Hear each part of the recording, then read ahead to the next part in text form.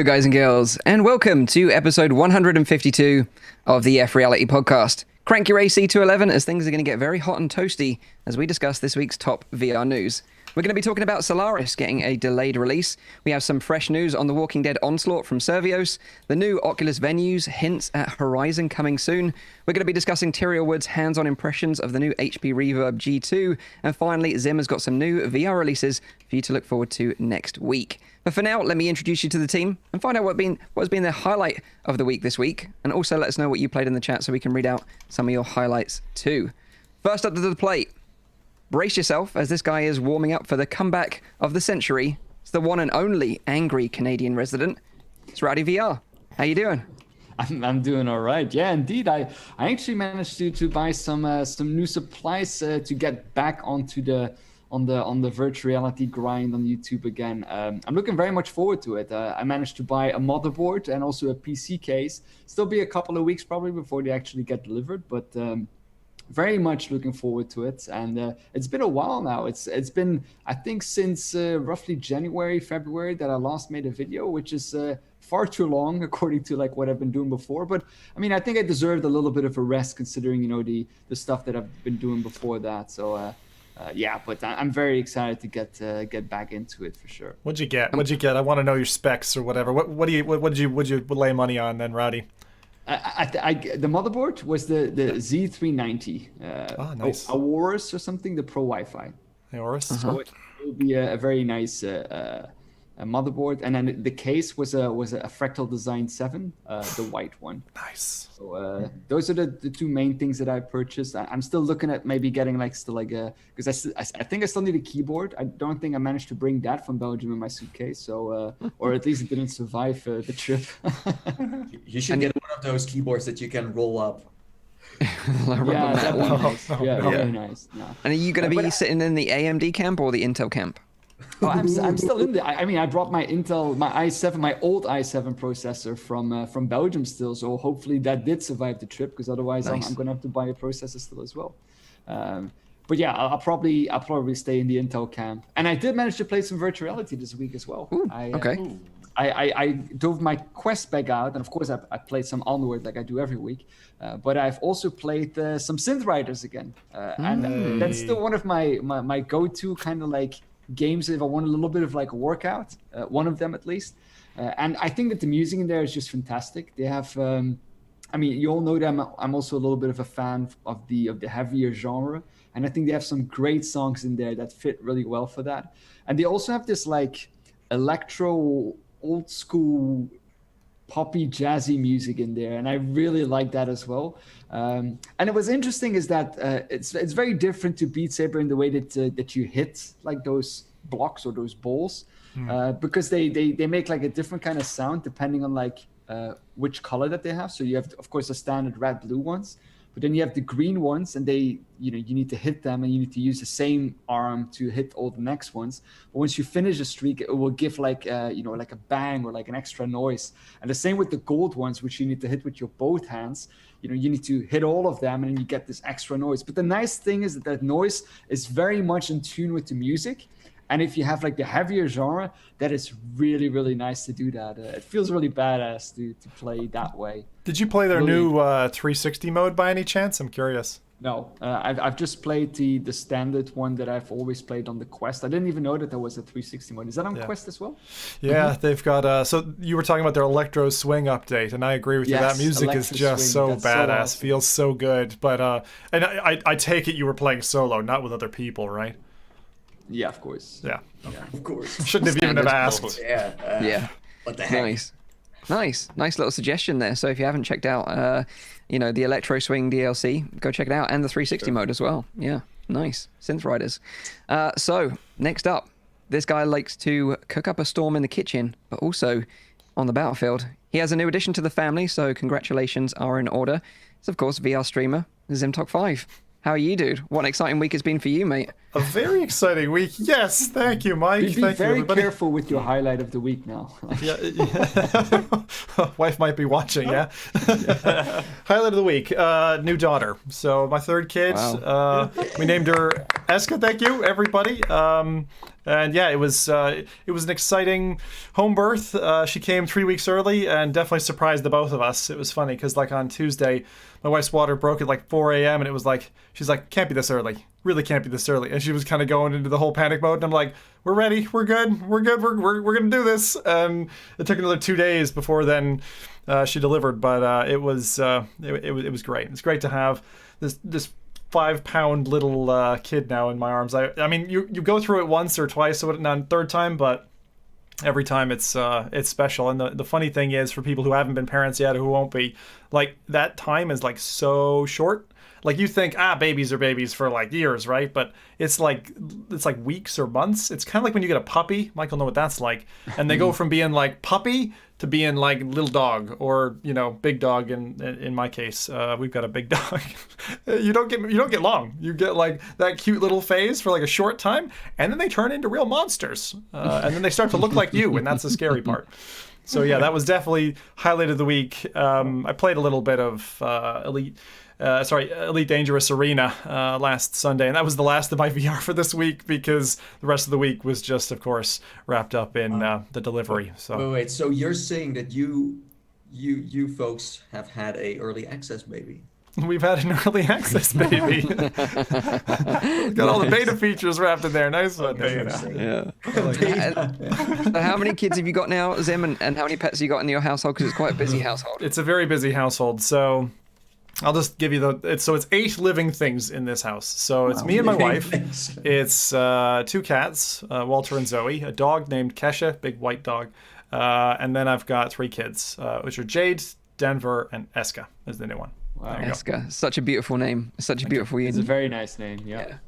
Yeah, congratulations again to you both. I think that's amazing what you've done. Like, and especially having it at home, I think that's super, super brave. Yeah. Congratulations again. In 2020, I'll tell you, it's the year to do it because you don't have to flip a coin going in a hospital or whatever. But it's one of those things that a lot of people go, oh my, but it's all her. It's all her ideas and stuff. It would have never been my decision all these years ago. But it's our second time doing that, and so we're an old hand at it by now. So. So when is your new little kid going to play some VR?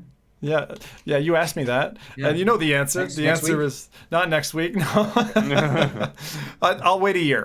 For all my kids, it's been like I wait until they're 1, and then they can but then they're hardcore from there. I'm telling you, my daughter is the cutest thing. She was like, "Oh, Daddy, I'm so excited to have a little girl." I'm like, "Yeah, why's that?" She's like, "Because I can teach her how to beat the bosses in Terraria."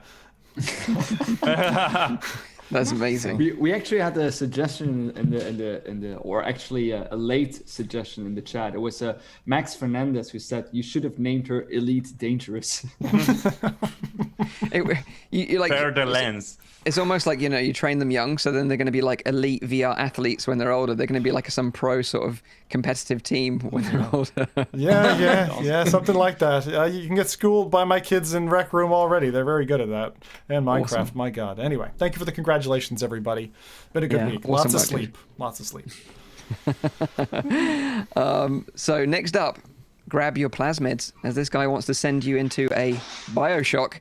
So our Frisian friend is, of course, Nathie. How you doing, dude? You all right? Yeah, dude. Like, I have injecting myself with so many plasmids lately. I really use that. I'm feeling great. Feeling like, I could build my own lighthouse, actually. Yeah? Yeah. Like, all by myself.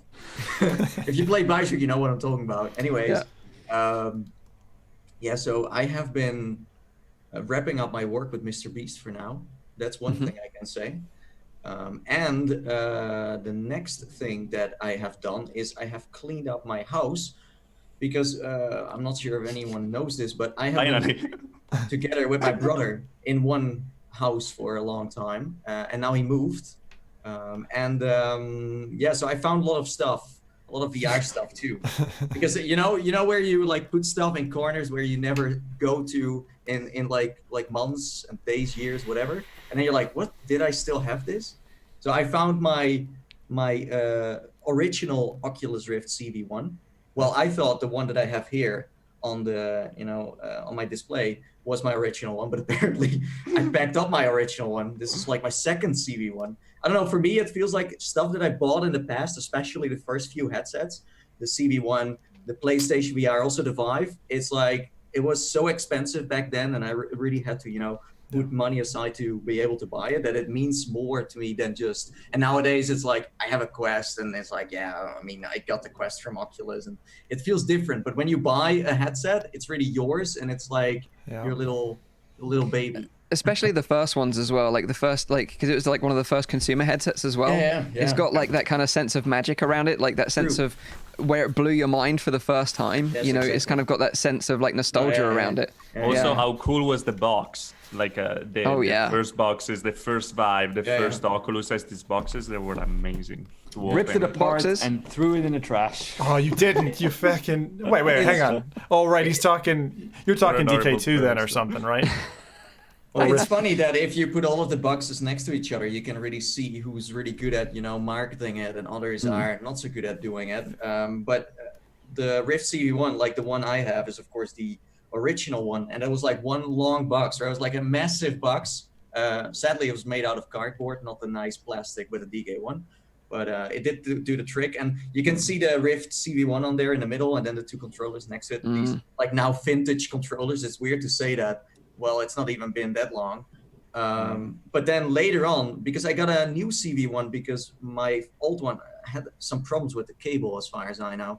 I even, like, my cable was actually broken when it arrived at my house the first time. So I had to get a new one from Oculus back then.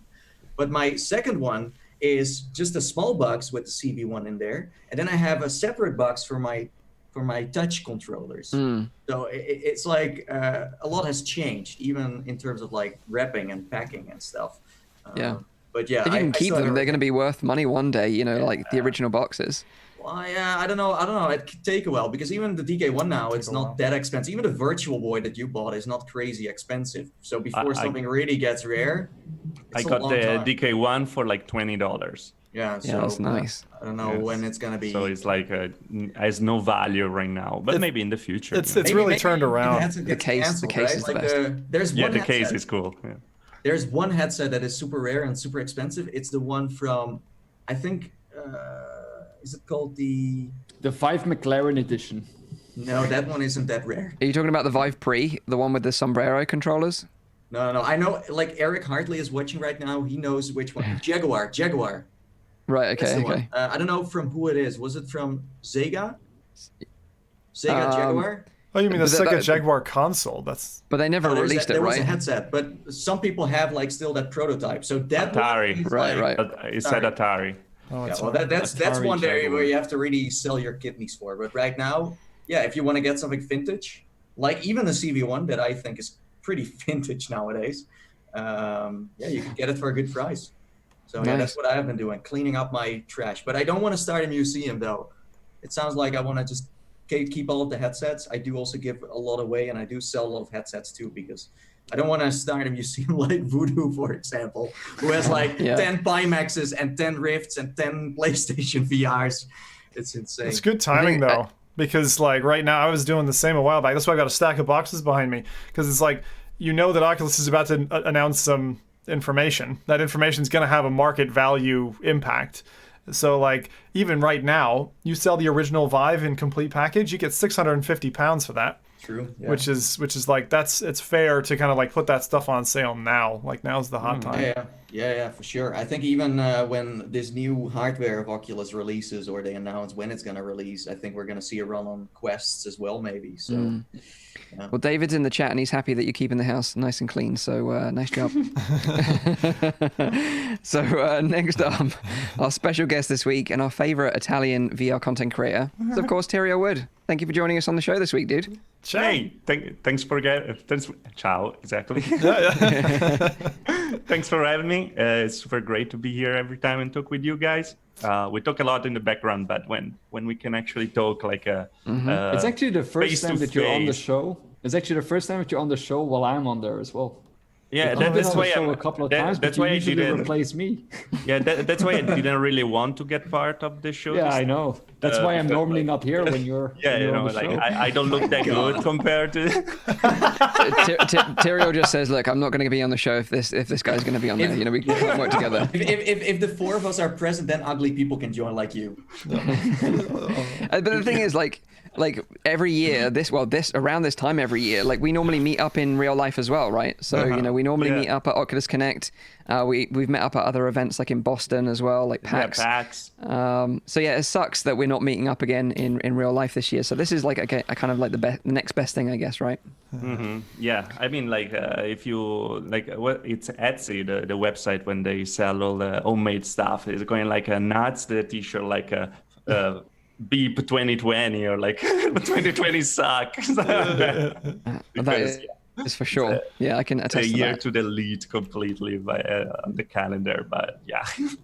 So have you been up to anything cool that you want to share this week? Any sort of highlights in VR? Any games you want to and share that you've highlight played? for the highlight of the highlight? Yeah, sure. Yeah, go for it.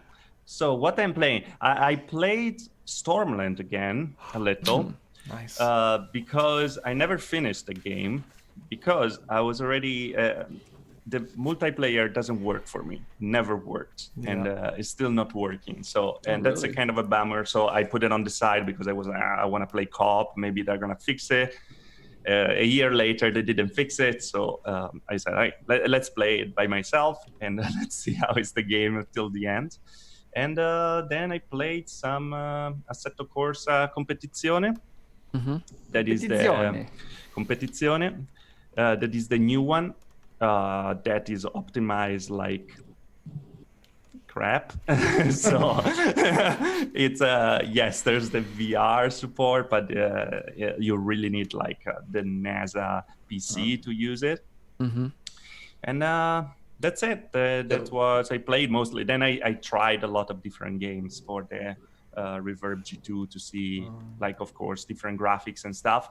Oh, actually, what I'm really enjoying lately on Half-Life Alyx, the mods for GoldenEye of the Nintendo 64. They are remaking all the game in Half-Life Alyx, and I don't know if you guys like grew up with that game, but I did. Of course. And like just be back in those maps, like they're made like.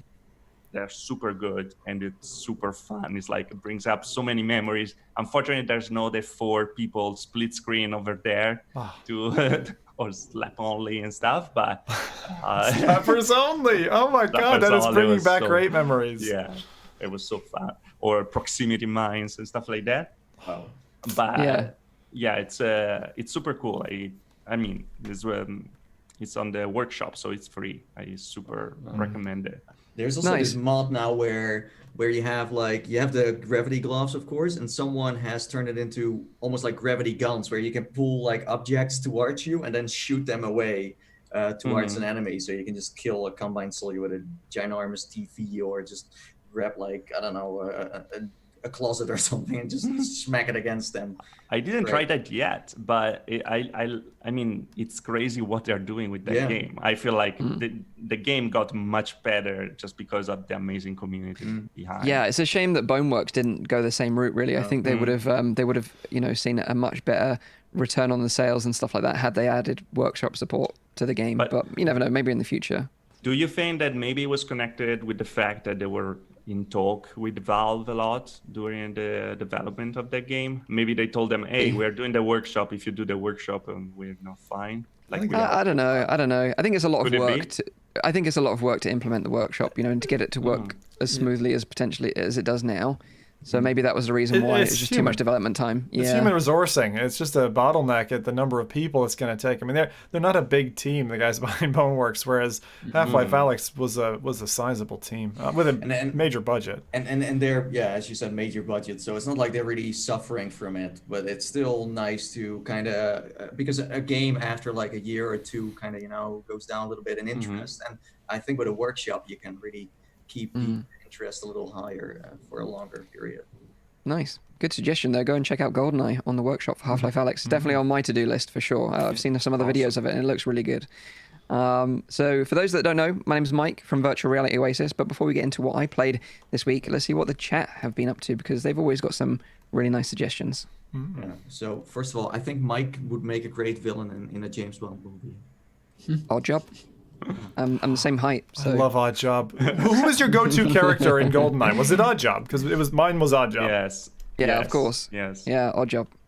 because he was hard to hit because he was smaller. Yeah, the whole hitbox cheat thing. It was just It's so funny. How did they ship that game with such imbalance? Like, who was Jaws? Who was Jaws? I don't know. Oh, so that's why you were playing so much Onward, because no one can hit you because you're an Oompa Loompa running around. Exactly. Yeah. I just go prone the whole time, just like a snake. Around the map.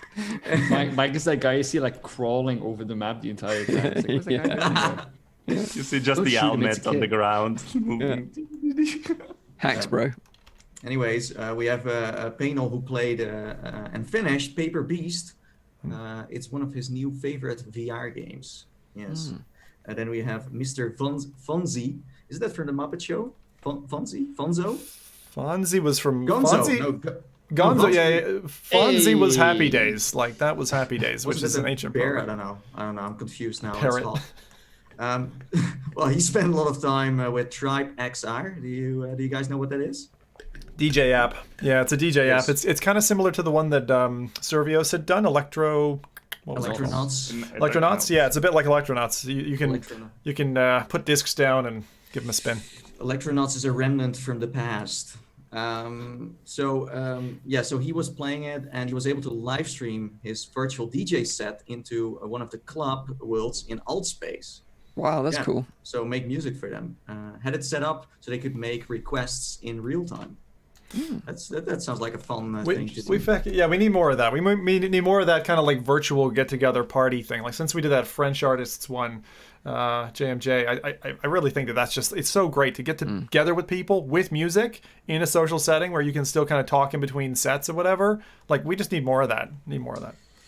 So then we have gaming science teacher who hopped back into some Raccoon Lagoon. It's like Animal Crossing in a way, and there's a multiplayer too. I've never really seen anyone try it, but I feel like it's a pretty hidden gem on the store. Then we have Alex, who got Payday 2, played it all night, and then last but not least we have VR Ideas.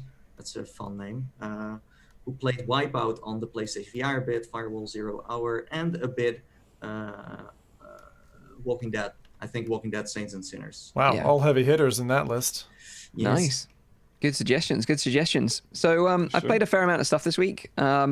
Not much that I can actually talk about, because it kind of seems like things are heating up a little bit now, which is kind of nice. It felt like it was like the calm before the storm a little bit, and it seems like, especially from my email box, that things are heating up again. And in terms of VR content, that's definitely a good thing. That Thank God, VR's not dead.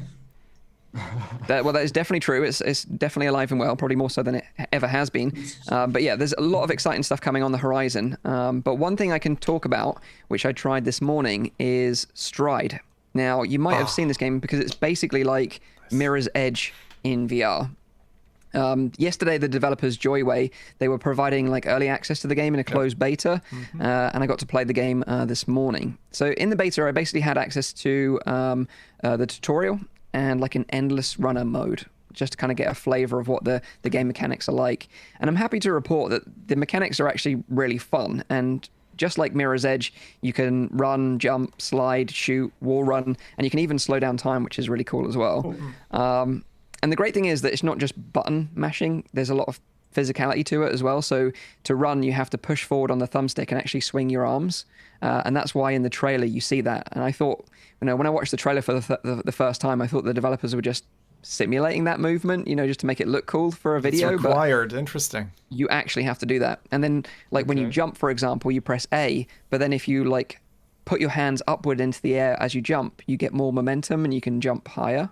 I really wonder. Also, this a really cool mechanic. That seems really neat, because I played Mirror's Edge. I remember buying it on release date, but it was quite frustrating in that the flow that you'd get into would just all of a sudden come to a screeching halt. Did you find that there were any aids inherently in the game, or the physicality of it helped your kind of muscle memory improve your runs? Were you running into that kind of feeling where you were getting stopped? So basically, like Mirror's Edge, and you're totally right, by the way, keeping that momentum makes you feel great. It's the same in this game as well, and it doesn't help you in any way. So the satisfaction of the game will definitely be learning the mechanics off the top of your head and having that muscle memory of doing them instinctively very quickly, given any situation that you come across. And that's what I found playing the demo, is that when you're a bit of a noob at the game, you do stumble and then your momentum comes to a stop, and that's kind of frustrating. But when you nail the combination of the different moves, like, you know, sliding under a barrier, then wall running, then taking out a bad guy, and then jumping over something, super satisfying. Because you do get guns as well. You've got two pistols that are on your chest. You can pull them out at any time, and you just reload them by dropping them down by your sides, a bit like pistol whip, to keep it like nice and fresh and quick, you know, like so snappy. Well, this is very unique.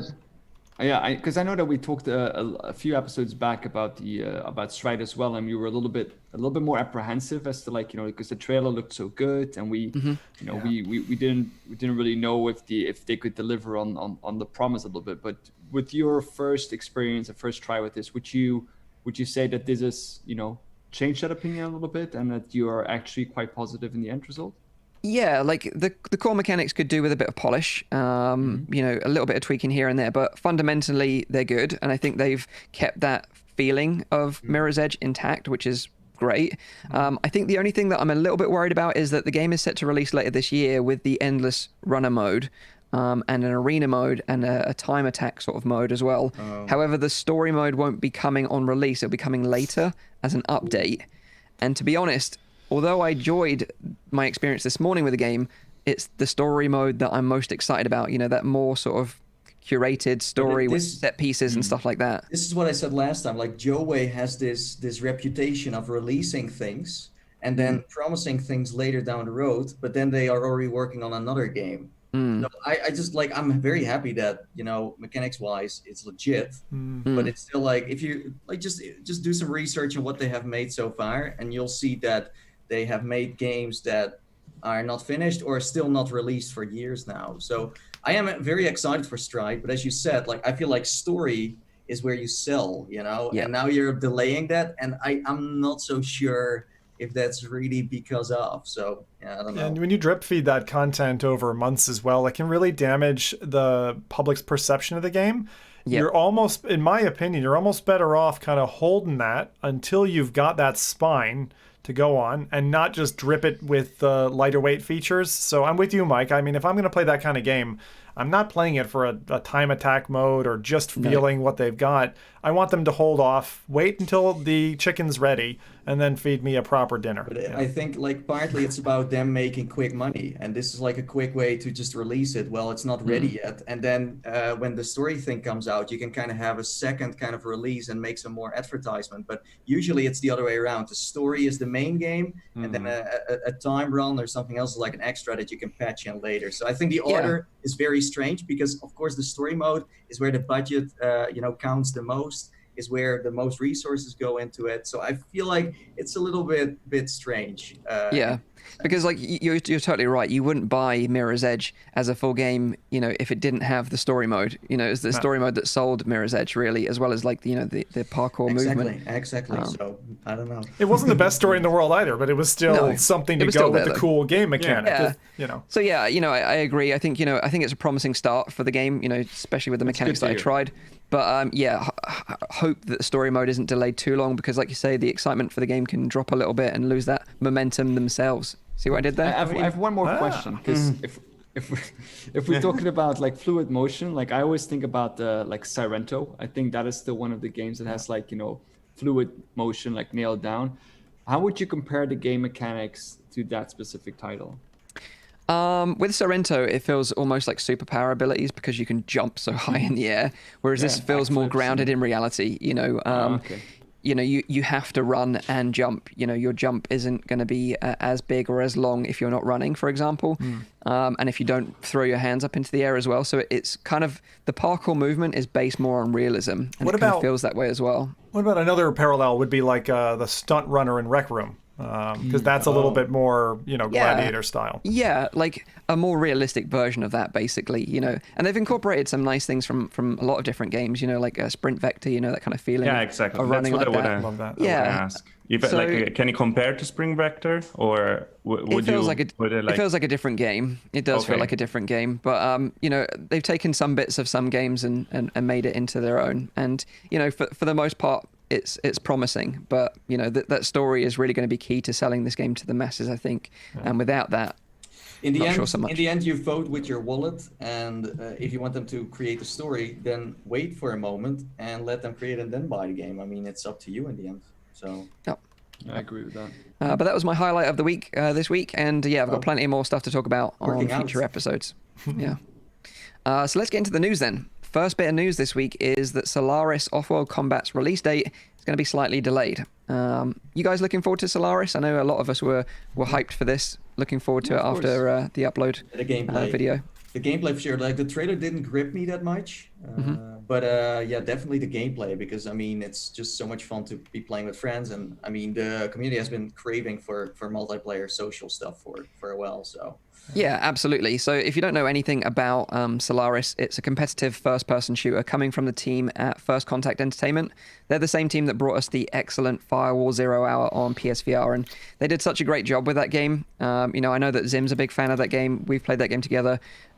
Really, really enjoyed it. I just wish it was on a different system, not the PSVR. Yeah, you think if that was on PC, you know, like it would just. The thing is, their map design, like the map design in Firewall, is second to none. It is really, really solid. Like what I want now, having played Onward on Quest, is I want that and Firewall to have a baby, please. Yes. Like those maps, those mechanics, and stick them together. But Solaris, I'm just eagerly awaiting. I do think though that with as much contention as there is on the platforms where it's launching, you know, I think Quest and PSVR are probably where it's going to do best. You know, something like Rift, they're going to have to be really special, and I'm not seeing it in the trailer, you know.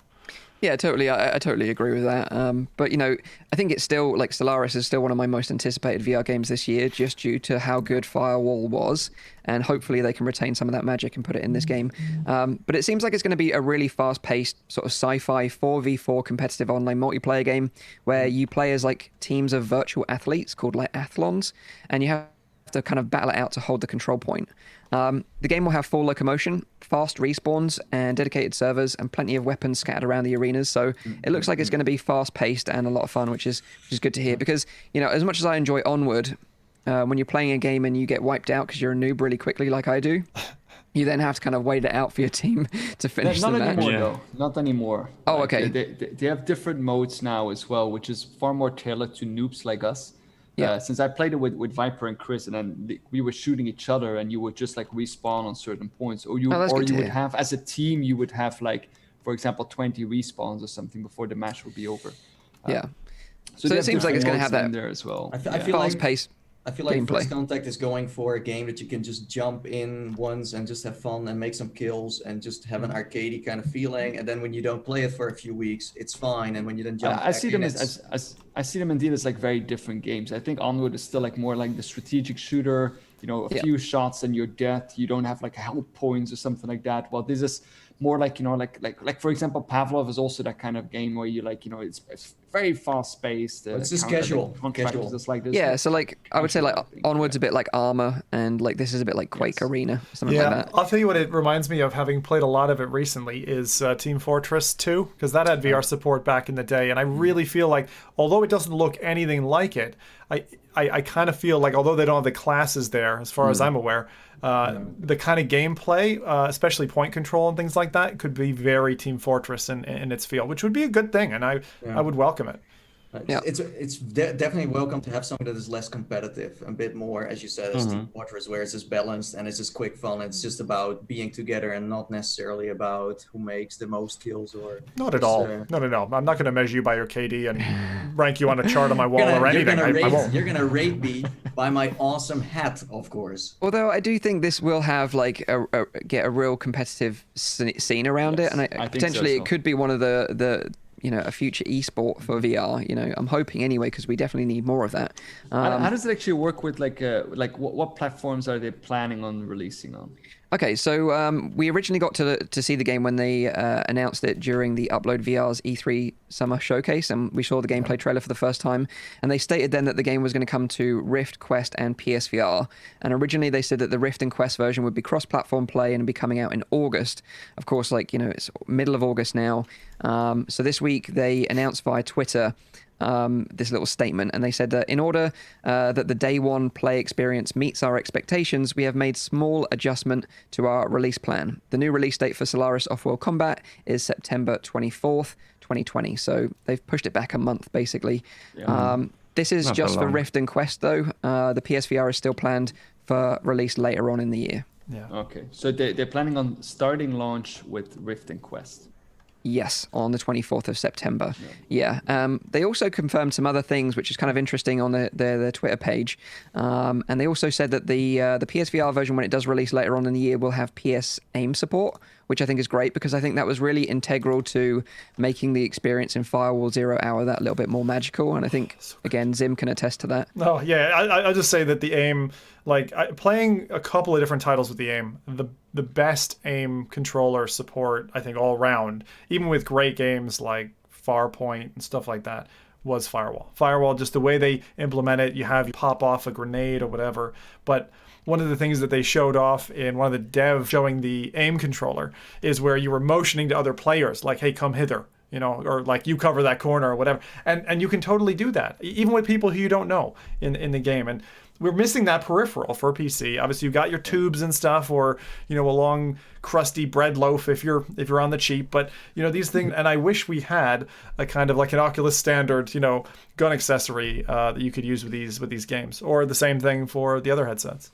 Yeah, and a little sneak peek, a little bit of information is that they were actually working on a gun accessory prior to the purchase of Facebook, and I read that in the History of the Future from Blake J. Harris. Didn't know so that's that. a little interesting look behind the scenes there. That just shows you, though, doesn't Yeah. it? Like, you can imagine the lawyers coming in and be like, no. It's like, off the table. No guns. It's already enough trouble. I have a feeling that this game is going to be hugely popular on Quest because there is almost no multiplayer on there, and it's like a unique title on itself. As I said, it's casual, and games such as Hyperspace and others didn't even make it to the store. This is like the first one that seems to be able to even get on the store in the first place. So because Onward is in another league, for example, and Dead and Buried. I mean, seriously, who cares about Dead and Buried? Yeah, no one's playing Dead and Buried. But you're right, this. Go on, Tyriel. Sorry, I was saying that what scares me about Dead and Buried, because we already have a casual shooter and didn't go well at all. It's like there and nobody knows that even exists. So I'm a little scared for Solaris because of that. And I don't know, maybe you guys know, but is there a system for your characters and stuff like we have on Firewall 0 Hour or not? Or it's So just level up? Arena? Yeah, because we I feel don't one thing that is super cool in Firewall is also the fact that you have different characters with different abilities and stuff. So you really try to level Definitely. up, Specialize. It gives you a reason to stay on the game. Progression. Instead, if you have just a casual shooter, it's easy to get to the Dead and Buried. Yeah, I totally agree. But to have that progression system is important in any shooter, I think, to have that leveling up. And that's what keeps you coming back for more. But you're right, in terms of shooters and competitive games on Quest, in the future, Solaris is going to have some competition of themselves because, Onward just released a couple of weeks ago. Solaris is coming soon. You've got Pavlov, Contractors, Population 1, and Hyperdash all coming out soon as well. And, Hyperdash and Population 1, Pavlov, all great games.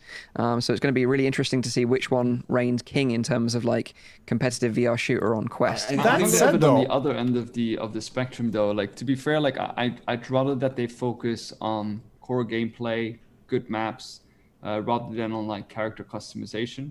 I get that is something that people will probably drive back, but especially if you want to go into the competitive scene, or if you want to get a consumer base that keeps on coming back to your game to play it, I think it's important to just have solid gameplay and solid maps and just a fun core game rather than focusing now already on the customization. But that's the difference. That's the difference between competitive and casual. In casual, it's more about progression and unlocking new stuff, customizing your character, socializing there. Well, competitive is more about the skills. For example, I play Rocket League casually, and there are people in there who are super competitive, and their cars are just stock cars because they care about who wins. Well, I just also care about just pimping my car. So different. But when you're talking FPSs, right? Like, I mean, I come from Quake stock, like Quake 2, Quake 3, Unreal Tournament, and LAN scene competitive gameplay there.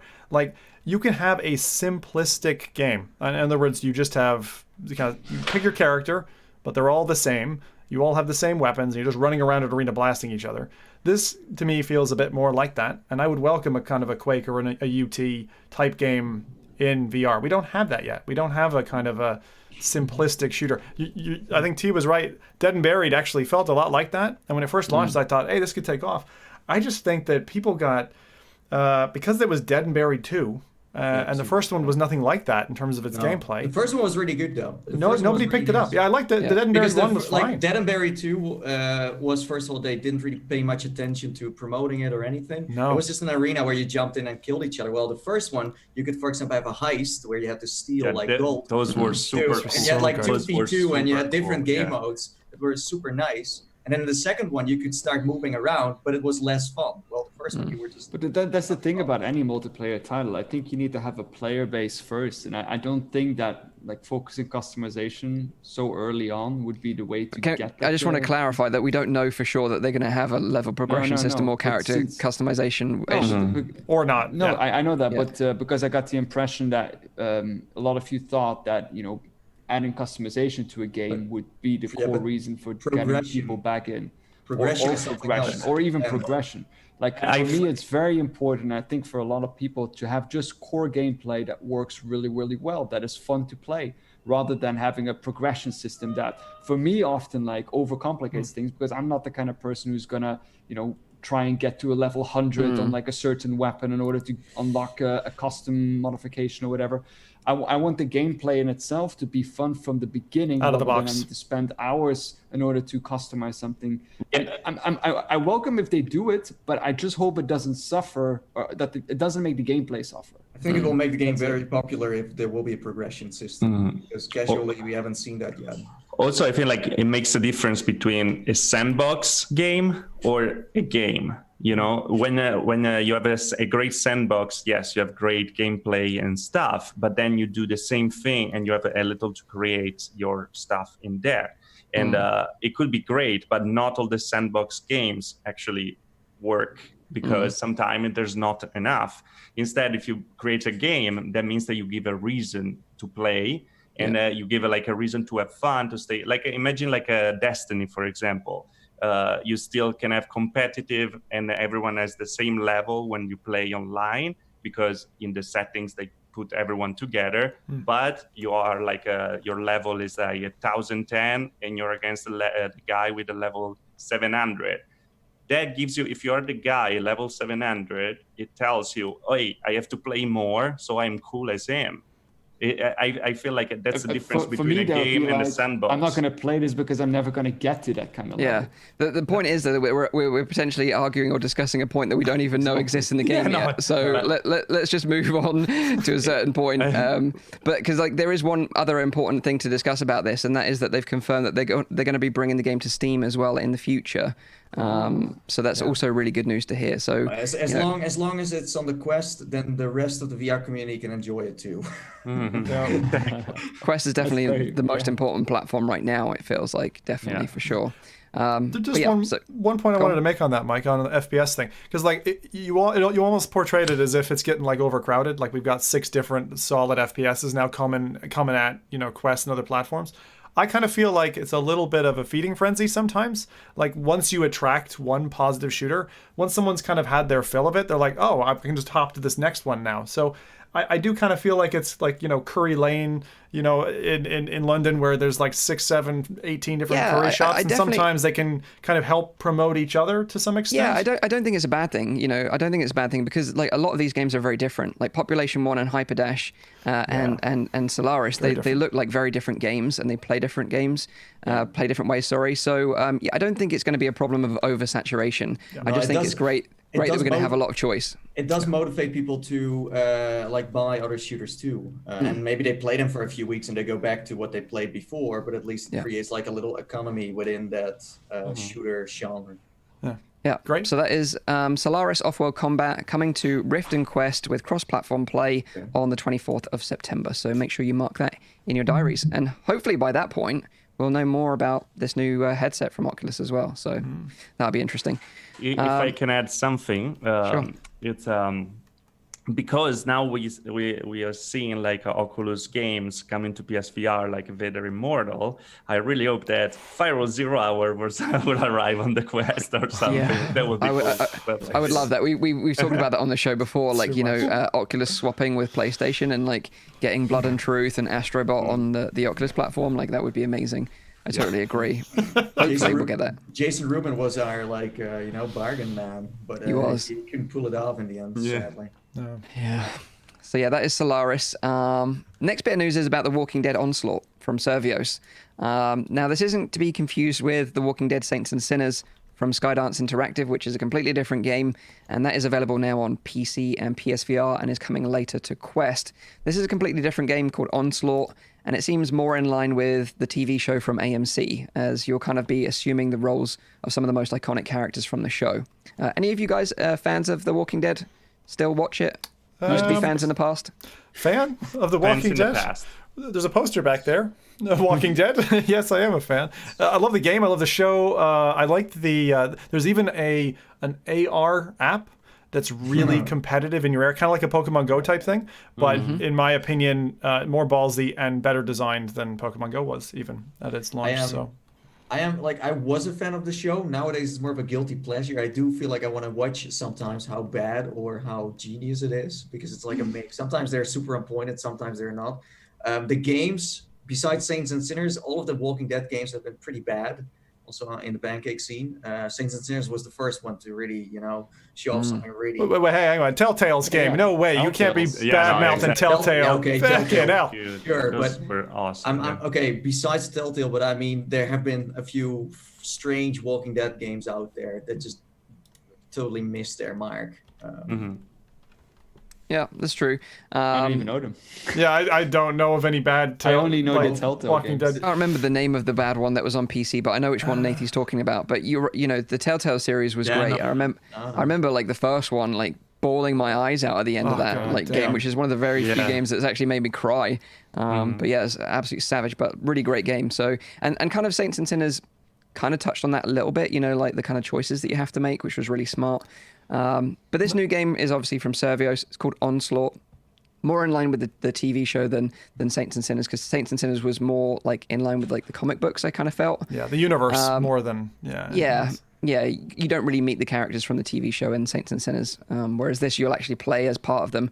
And there's going to be two modes in a kind of like. This game kind of takes place after the events of like a savior war or something like that is depicted in the show. Apparently, I'm not so hot on the show nowadays. I used to be like really in the past. I think I watched like the first 3 series, but then I gave up after them. I'm exactly the same, Mike. The first 3 I saw and I was like, oh man, this is good. But after that, I just lost interest. It gets weak. It gets weak in the middle, but it picks up later again. There's certain things that come introduced. Nathan knows what I'm talking about here. That really excite the show again. So yeah. It's worth revisiting once all the hype comes up. They make the show something exciting again, but they just trigger something that is just super stupid and just isn't possible to really happen. And that's how they kind of reboot it every time. Yeah, it's kind of funny. That's why I said guilty pleasure, because it's kind of bad. I was sad about Saints and Sinners, the fact that they didn't go more like the Telltale route of like decision making, defining the game. You guys know Saints and Sinners for me is a top 3 VR game of all time. It's like I love that game. It has the style of like Telltale, but it just doesn't have the same. Yeah, it doesn't. I mean, they really did it. I think they did a fantastic job with the game, but it's like a hamburger. It's kind of like it's really good in the middle. The beginning and end aren't as strong, but it's upside down hamburger. Not an alien, not a space burger. But I like this one. Like when you see the trailer for this new game, it's like I'm really hesitant about it because I know you guys got to play a little bit of this about the demo before, and they were making some pretty big, I would have called them like game design mistakes from inception that they seem to have ironed out with feedback, which is good. But I wonder if they've got the vision to make the game what it needs to be, which is really fun and compelling. So it's a single player game. You know, before they had this co-op mode, and now they've stripped that out. That's right. It's going to be a single player game. You've got two modes. You've got a story campaign and a scavenger mode. So scavenger mode is like an infinitely replayable mode where you have to hunt for supplies and rebuild a settlement, and you can get to play as Rick, Michonne, or Carol from the TV show. The main story campaign is going to follow the story of Daryl as he recounts a fateful encounter with a mysterious stranger who we don't know yet. So that's going to be kind of interesting. And one cool thing to note is that they actually hired Norman Reedus to do the voice acting for Daryl. So that's really great if you're a fan of the show, you know, actually having the voice actors do the proper voice for the game. So that's good. But like you said, you know, the game's been in development for a long time. It was due for release last Christmas alongside Saints and Sinners, but they decided to delay it. And I think that was a super smart move because I think, you know, in its state back then, it probably would have been way overshadowed by Saints and Sinners. Because from what I played at Gamescom, the game was like you say, Zim, it was way arcadey, felt very casual for a Walking Dead game. Whereas now, you know, you look at the trailer now, it looks way more gritty, way more sort of based in realism, you know, rather in the previous trailer they had like streaks, like red streaks, like coming from your knife blade. It came across very arcadey, but this is looking better in my opinion, and I'm hopeful. It came across back then as like another one of those like, you know, Servio's arcade kind of style titles. Yes, but I think because they made Westworld as well, right? Yeah, which was great. Yeah, Westworld was a great one, and there they showed that they can actually deliver like a story-driven experience, and that is actually something that I kept in mind, knowing that they were developing this and seeing the trailer now. I'm actually fairly excited about it. It looks like it's like a story-driven experience. It has the right amount of arcade that still makes it fun in order to play it. It is very gritty. It's very well set in the style, and it doesn't look too complex either for it to still be fun. So yeah, this actually got me quite excited again. Yeah, and like when I met the team at Gamescom, they were so proud of securing like the Walking Dead, you know, IP, you know, and they were super excited to be working on this game. They're a super passionate team, and you know the Servios team are great anyway. But you know, I really hope they can pull this off because they also had this really great dismemberment system with certain like limbs coming off and bits and pieces. So it's going to be proper gruesome and gory, which is anatomically always correct, fun, right? Because when you cut them open, you would see like, you know, in the right place, there's certain organs and stuff. So it is quite intense, and I think that they've done a great job in like trying to deliver like a very like Walking Dead kind of experience. Yeah, and I think as well, you know, by the time it comes out, you know, it's almost been a year since Saints and Sinners, you know, apart. They had enough time to sort of set themselves apart from them. Though. It does suck. It must suck, like having another company deliver a really good Walking Dead game, and you have the same IP, like. No matter what you do now, it's going to get compared to that. Of course. But that's the VR market. It's good. I think it's good actually though, because like look what they were delivering before. Now with competition, we got a better game. The market is maturing. That is true, but at the same time, like we already have a great Walking Dead game. I would have loved for Servios to deliver something with a different IP. Yeah, but the thing is, they have been working on this, and they didn't even knew that Skydance was working on it too, because AMC signs different contracts with everyone. Can you imagine their faces though? Can you imagine like getting that news and you're just sitting there in the boardroom, whatever, and you're like, oh no. This isn't good. Like I don't think this game is gonna be better than Saints and Sinners. I do think, as you said, like it's been a while ago it came out, so maybe that will be. Some people maybe even didn't know about Saints and Sinners and now have a headset and are gonna buy this instead because it pops up on their feed. And the thing is, like, you need to know what Servios is like. They work together with AMC. They work together, you know, with HBO. And they work together on games. They kind of like deliver games for them because the difference between, for example, Skydance is that they kind of buy the license, they make a game. But with Servios, it's like they create almost like a movie-based experience. Like, you know, you have Spider-Man games that were based on the movies you watched in the cinema. From what I understand, Skydance bought the rights to Saints and Sinners from Skybound. Who make like the comics, who are more in line with the comics, whereas this is more in line with the TV show from AMC, the TV studio. So it's also to sell. This game is to sell the new season, to get a new subscription for watching more. So it's not just a game; it's also just a marketing kind of thing, and that's what they have been pulling off in the past too. But hopefully, the extra time in the oven that this game has had will make it a better game overall. Let's hope. I'm hopeful anyway. Certainly from the trailer, me as well. it looks better than it did before. Put it that way. So Sure. It's surprising. Are you guys surprised by the fact that they went more like Saints and Sinners as instead of less? I thought they would. If you've got a competitor in the market, usually it's I need to differentiate myself, not make myself more like it. But because that they were like, behind. They were kind of behind, because you need to know that Survios has been delivering the same kind of like games with the same mechanics, with the same engine for a while, and it worked. Creed and Electronauts and Raw Data, Sprint Factor, etc. It always worked, and it always and it always sold.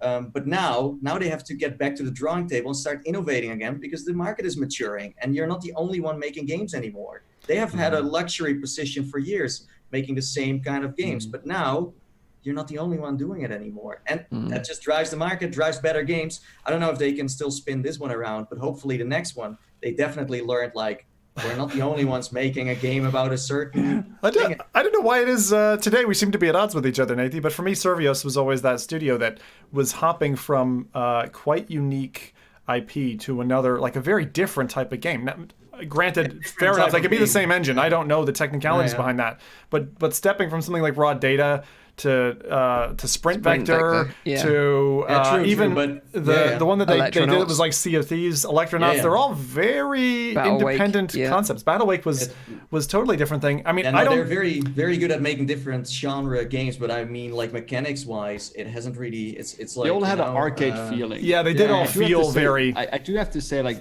with Battlewake, they did drop the ball, in my opinion. Like, that was a game that was way too late and wasn't polished enough for it to be branded with the Survios. I think Electronauts was the first time where I was like, I don't know. This was also a hard one to kind of sell, but that one they have kind of left it where it was. And I think Westworld was just a marketing mistake, man. Like, this game could have been their comeback. Yeah, I agree. Westworld was so good. Playing with the dolphin sounds in Electronauts with me, Nathan. I know you did.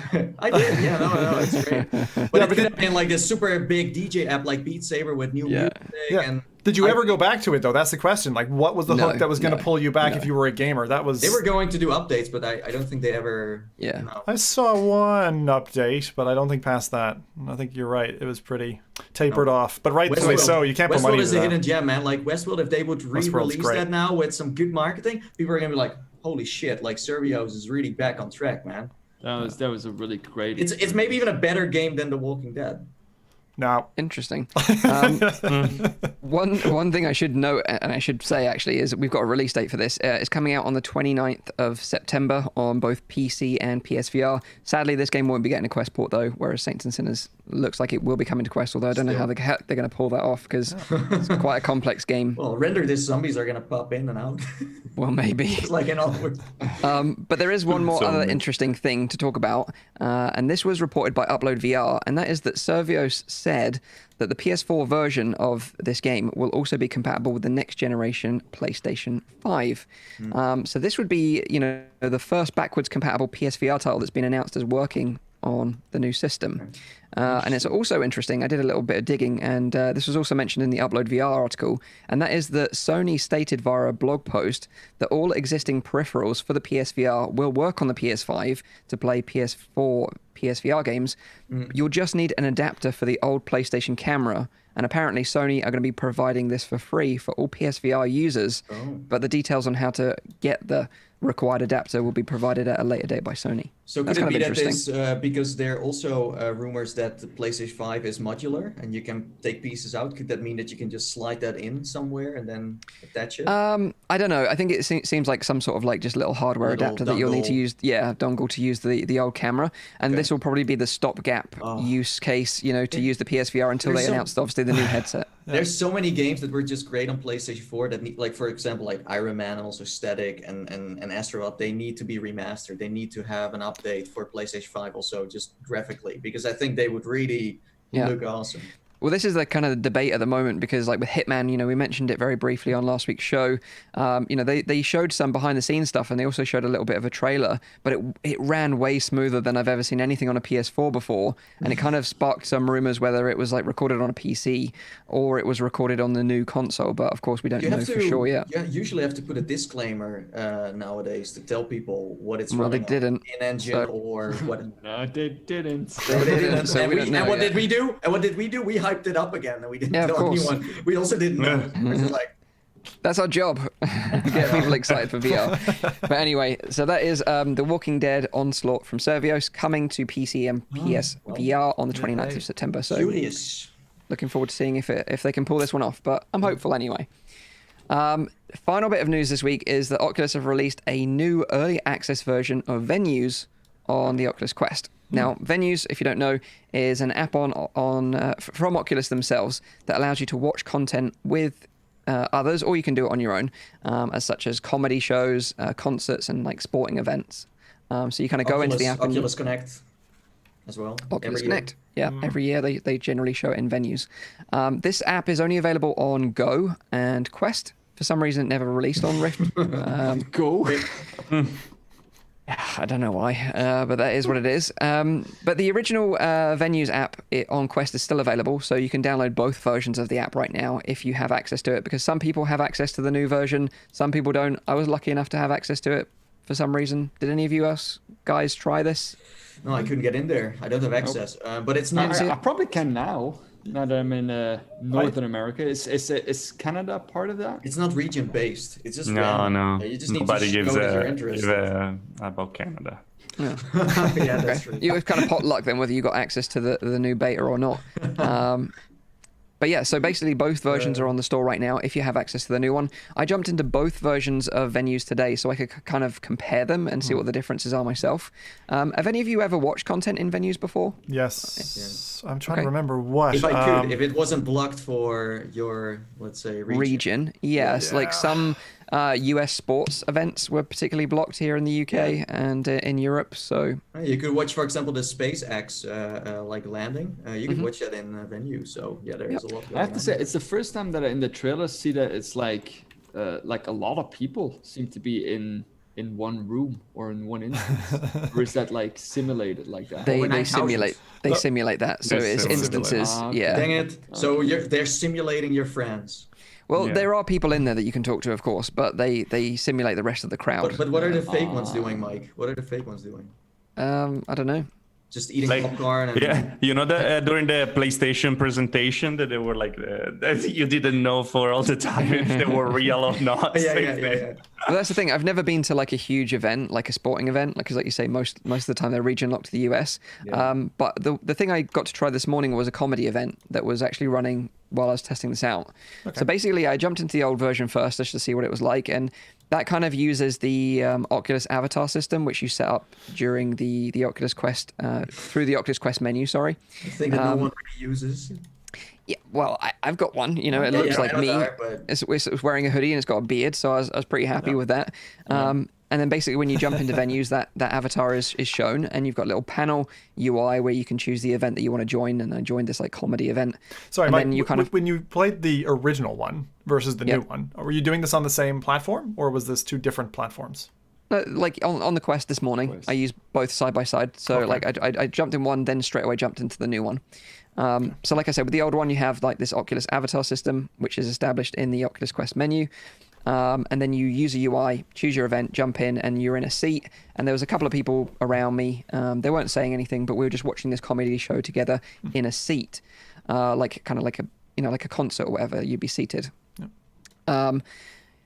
Then I jumped into the new one, and the new one, it has a custom avatar creator and a mirror in the starting environment. And this is where you create your own avatar.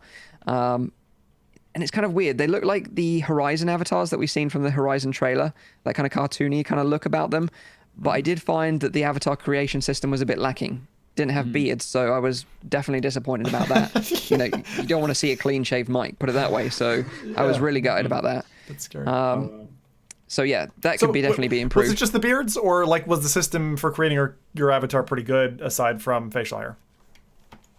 It just needed a bit more, a bit more choice overall throughout everything. But then again, it is just a beta after all, so I can't complain too much. So this beta is basically like this new Oculus Venues is getting ready for Facebook Horizon.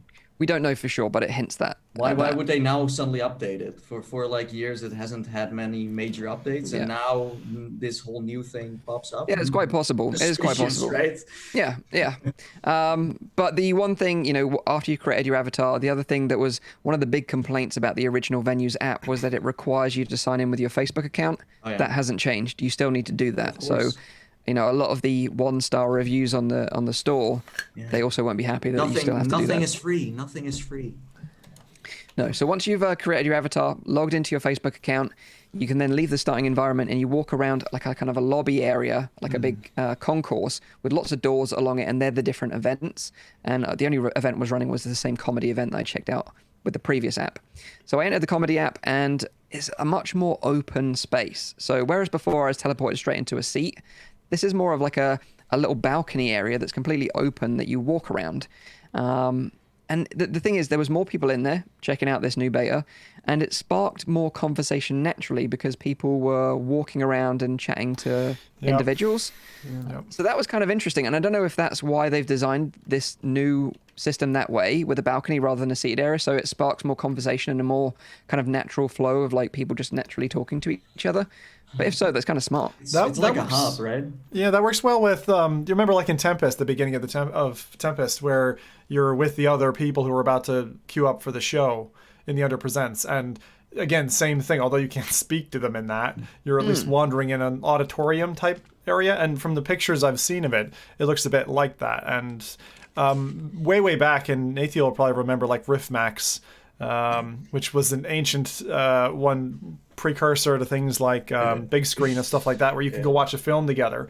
And again, the same thing, like you said, the conversational nature of people bumping into each other in the corridor, in the bathrooms, whatever, doing dodgy stuff, and then coming back out, watch the film together. Like, I think that's a really smart design choice, because I always found in alt space, like when we were watching like Bill Nye or stuff like that, or in venues before when I've tried it, it's been very insular. You're kind of usually sat next to your buddy or, you know, one additional person, and that's it.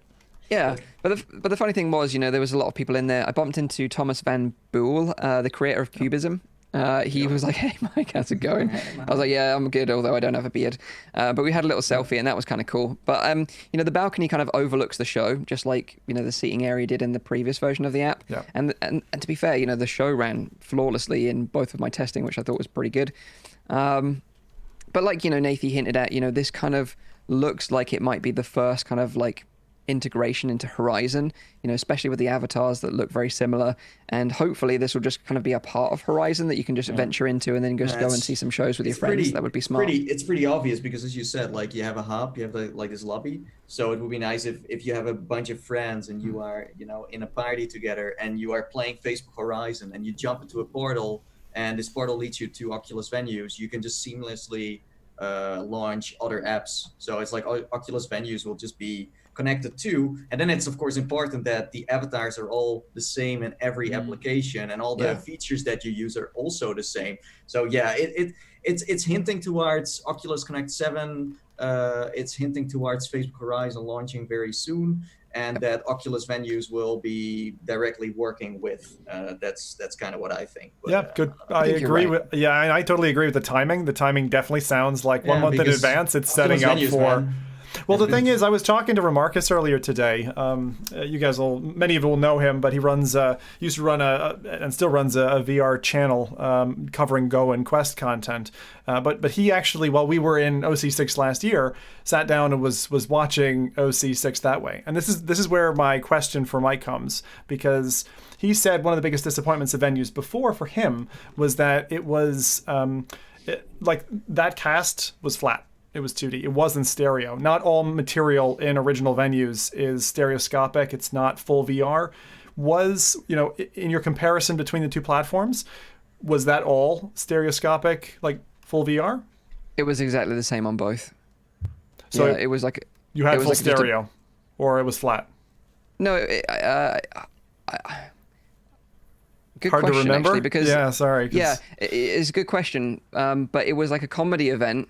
And like I didn't honestly notice that it was stereo, so it might have been flat, but like on like a big sort of screen that you overlook through the balcony. But your character, your character itself, and when you were trying the new beta, like, did you have arms or anything? Could you tell that you were? Arms. Yeah, you had full arms, just like the avatars shown in Horizon. So and did you have hand tracking then as well? Not hand tracking. You using controllers. Yeah. Okay. But weird.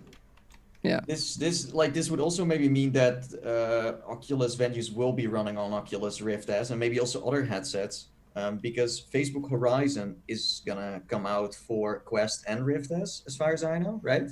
Or is it only gonna be standalone? Well, at this point, do we even know? We wouldn't be surprised if it's only Quest. But let's say if it is on Rift, then how the heck are you gonna jump from Facebook Horizon into Oculus Venues if Oculus Venues doesn't even support PC VR? If you look at Facebook Spaces supported the Vive, supported the Rift, supported all the PC VR headsets. There was no standalone back then. So it could also be more open, but I don't freaking know. But I would not be surprised if it's only standalone though. But yeah, so, that is Horizon. I mean, not Horizon, Venues that is likely going to be a part of Horizon. Likely going to be streaming OC7, which, if the rumors are to be believed, would be like a month today. Apparently, it's going to happen. September 25th, or 15th. So not long to wait now. Hopefully, we get a release for Horizon because they've been teasing it for a long time, and they said it was going to come out this summer. So a release and a roadmap too, because you can release whatever you want, but if you don't tell anyone what you want to do with it or where you want to head with it in the future, then it's kind of random. There's one other thing that happened this week related to this topic that I think is a little contentious, which is Facebook has slapped all of our real names under our Oculus tag. So you've got, ZimTalk5, my full name, or whatever. Yeah, and although they say you can disable it, it's not easy. I've not found it yet. You can in the settings, privacy, and then you can turn it off. But I had the same thing with the Mr. Beast project. Like, Jimmy's full name was under it. And then also other people from the team had their names there. Yeah. I was like, how the heck do we turn this off? So you can change, I think it's your username. You can change your username once every 6 months. And then your private name, that's your because you connect your account to Facebook. Nowadays, you have to. You got forced to do it. Because otherwise you can't record videos. You can't stream. You can't use Facebook. No social. No social. Pretty much your Quest is like, you can't use it. But yes, you can turn it off in the privacy settings. As far as I know, then it's gone everywhere. But I still think for me personally, for example, it's like, I use my Quest for, let's say, for my YouTube channel. So it's like, of course, my real name, it's known, but I do appreciate my privacy. So having my personal Facebook account connected to my Quest is still a little bit, I wish I could just kind of have something more, separate, segregated. And I'm the same. I'm the same. So that's why I created a second account on Facebook, just a random one, and so you have your privacy and you need, like, nowadays it's good to say that if you recommend a Quest to someone, they do need a Facebook account. It will be an unusable thing if you don't. Then you can't use like half of the features on the headset. You can be like Rowdy. You can just live under a bridge with your Quest, happily playing games, but that's all you're going to be able to do. I think on Rift S it's not that bad, right? Is it? Well, it doesn't have these apps for a start, so that's a problem. The social features are nipped because I had to connect mine. Otherwise, I couldn't connect with people to play games or whatever. I think my Oculus account is an original one, so it wasn't connected to Facebook. But then later on, they force you to do it anyway. So now it's technically a Facebook account anyway. So I don't know. Yep. So there you go. I think making a private account is the way to go. Yeah. That is Venues. New little update. If you got it, go check it out.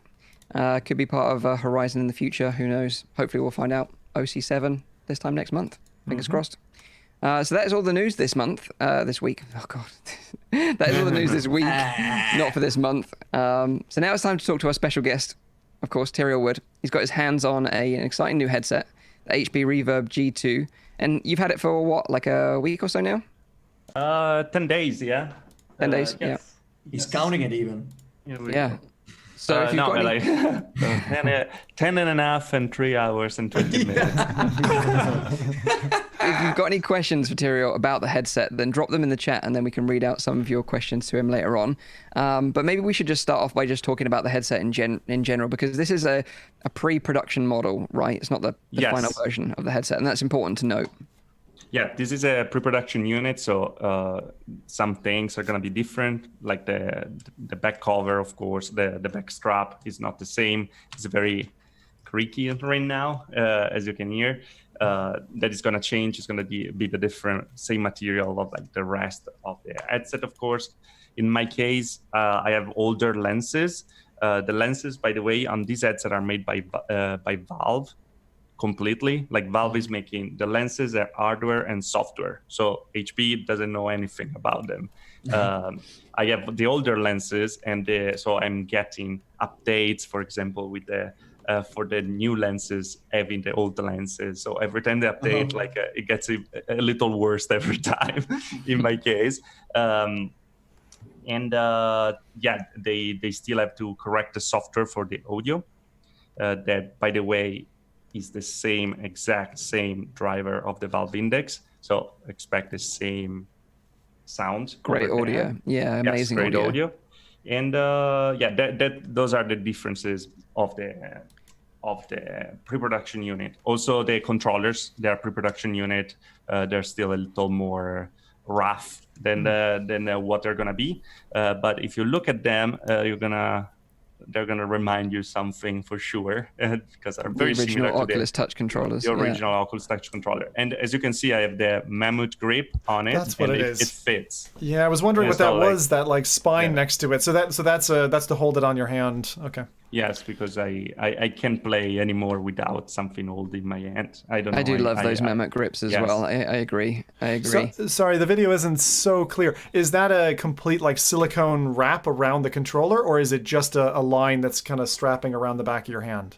No, hold on. This is a cup, but this is the mammoth grip. Like this is the controller. I see it. Okay, so it just slips over the base. Yeah. Yes. And then you attach it to the ring on top. I had to create a loop with the strap that comes with to have it. But as I said also in my videos, I don't suggest buying it for this yet. For sure, there's gonna arrive a version that's made for it. They're very nice though.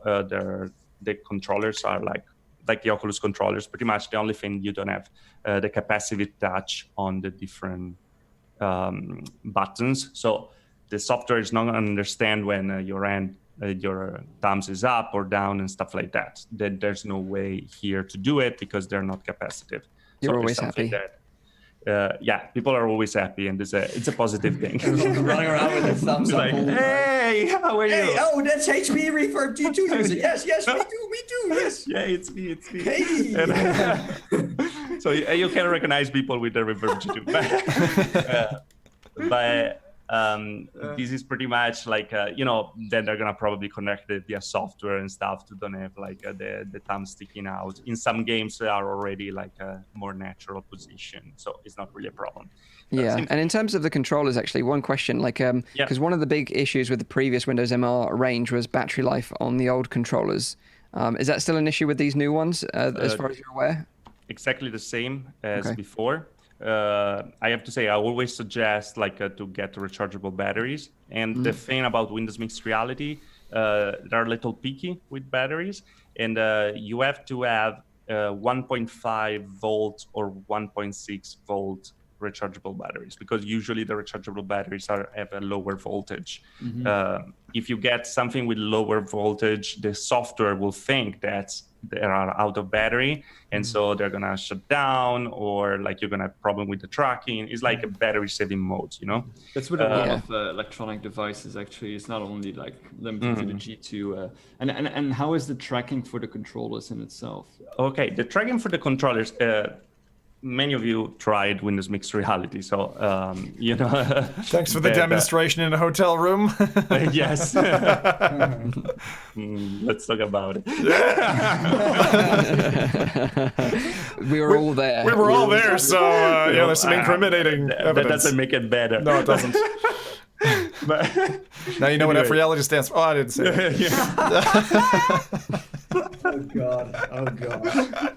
This is what we do when we're at Oculus Connect. This is why we're so disappointed we're not going to be together this year. Heartbroken, absolutely. Heartbroken. All right, let's. I could get over. Keep going with the jokes, but with the broken. But anyway. So usually you have 2 cameras. This time we have 2 additional cameras on the side. So the tracking is better when, before with Windows Mixed Reality, you had a lot of problems like throwing grenades and stuff, throwing stuff. For interaction is much better. Using a bow is much better. Starts to be more natural. So it's great to have 2 additional cameras for sure. For the tracking, so the controller is better than before. It's completely playable. Sometimes they're not as good as the Oculus tracking. Right. There's something that I want to make clear. And do you think that's the case with both the Insight system on Quest and Rift, or? I think, both. If I have to make a list, I will say Index first, then I would put the original Rift with 3 sensors, then I will put the Rift S, then I will put the Quest, and then I will put this Windows Mixed Reality. That's fair. That's fair. It is not so far from the Quest, but Oculus did some really good trickeries with the tracking to make it better, and those are absent in Windows Mixed Reality. That doesn't mean that but it could be improved with an update. Yeah, exactly. But it's improved compared to what it was. Absolutely. No, it's absolutely a big improvement from what it was. I'm, like with Windows Mixed Reality, I always use Windows Mixed Reality, but I always use more all the others because after a while I was getting like, what the heck? I'm always losing tracking, you know? This time is like 10 days, 4 hours, 30 minutes, and 20 seconds. Is that correct, Nate? that I'm using just a reverb with this tracking. And yes, I had moment where my hand was flying away, like in Half-Life Alyx. Still happens, but it wasn't a deal breaker like it was before, you know? What about, much better than what it was before. Perfection is still far. I think they can improve by software, for sure. But, it's Microsoft. Sometimes they just like to leave stuff there. So I hope it's not the case this time, but the tracking is all about Microsoft. There's no HP involved in that. Did you test the battery length? How long did you use? I'm using if you use the rechargeable batteries, by the way, you can get over 15 hours of use. That's good. Controllers. That sounds really positive compared to what we've heard from before. It was like a lot less, right? It was significantly less.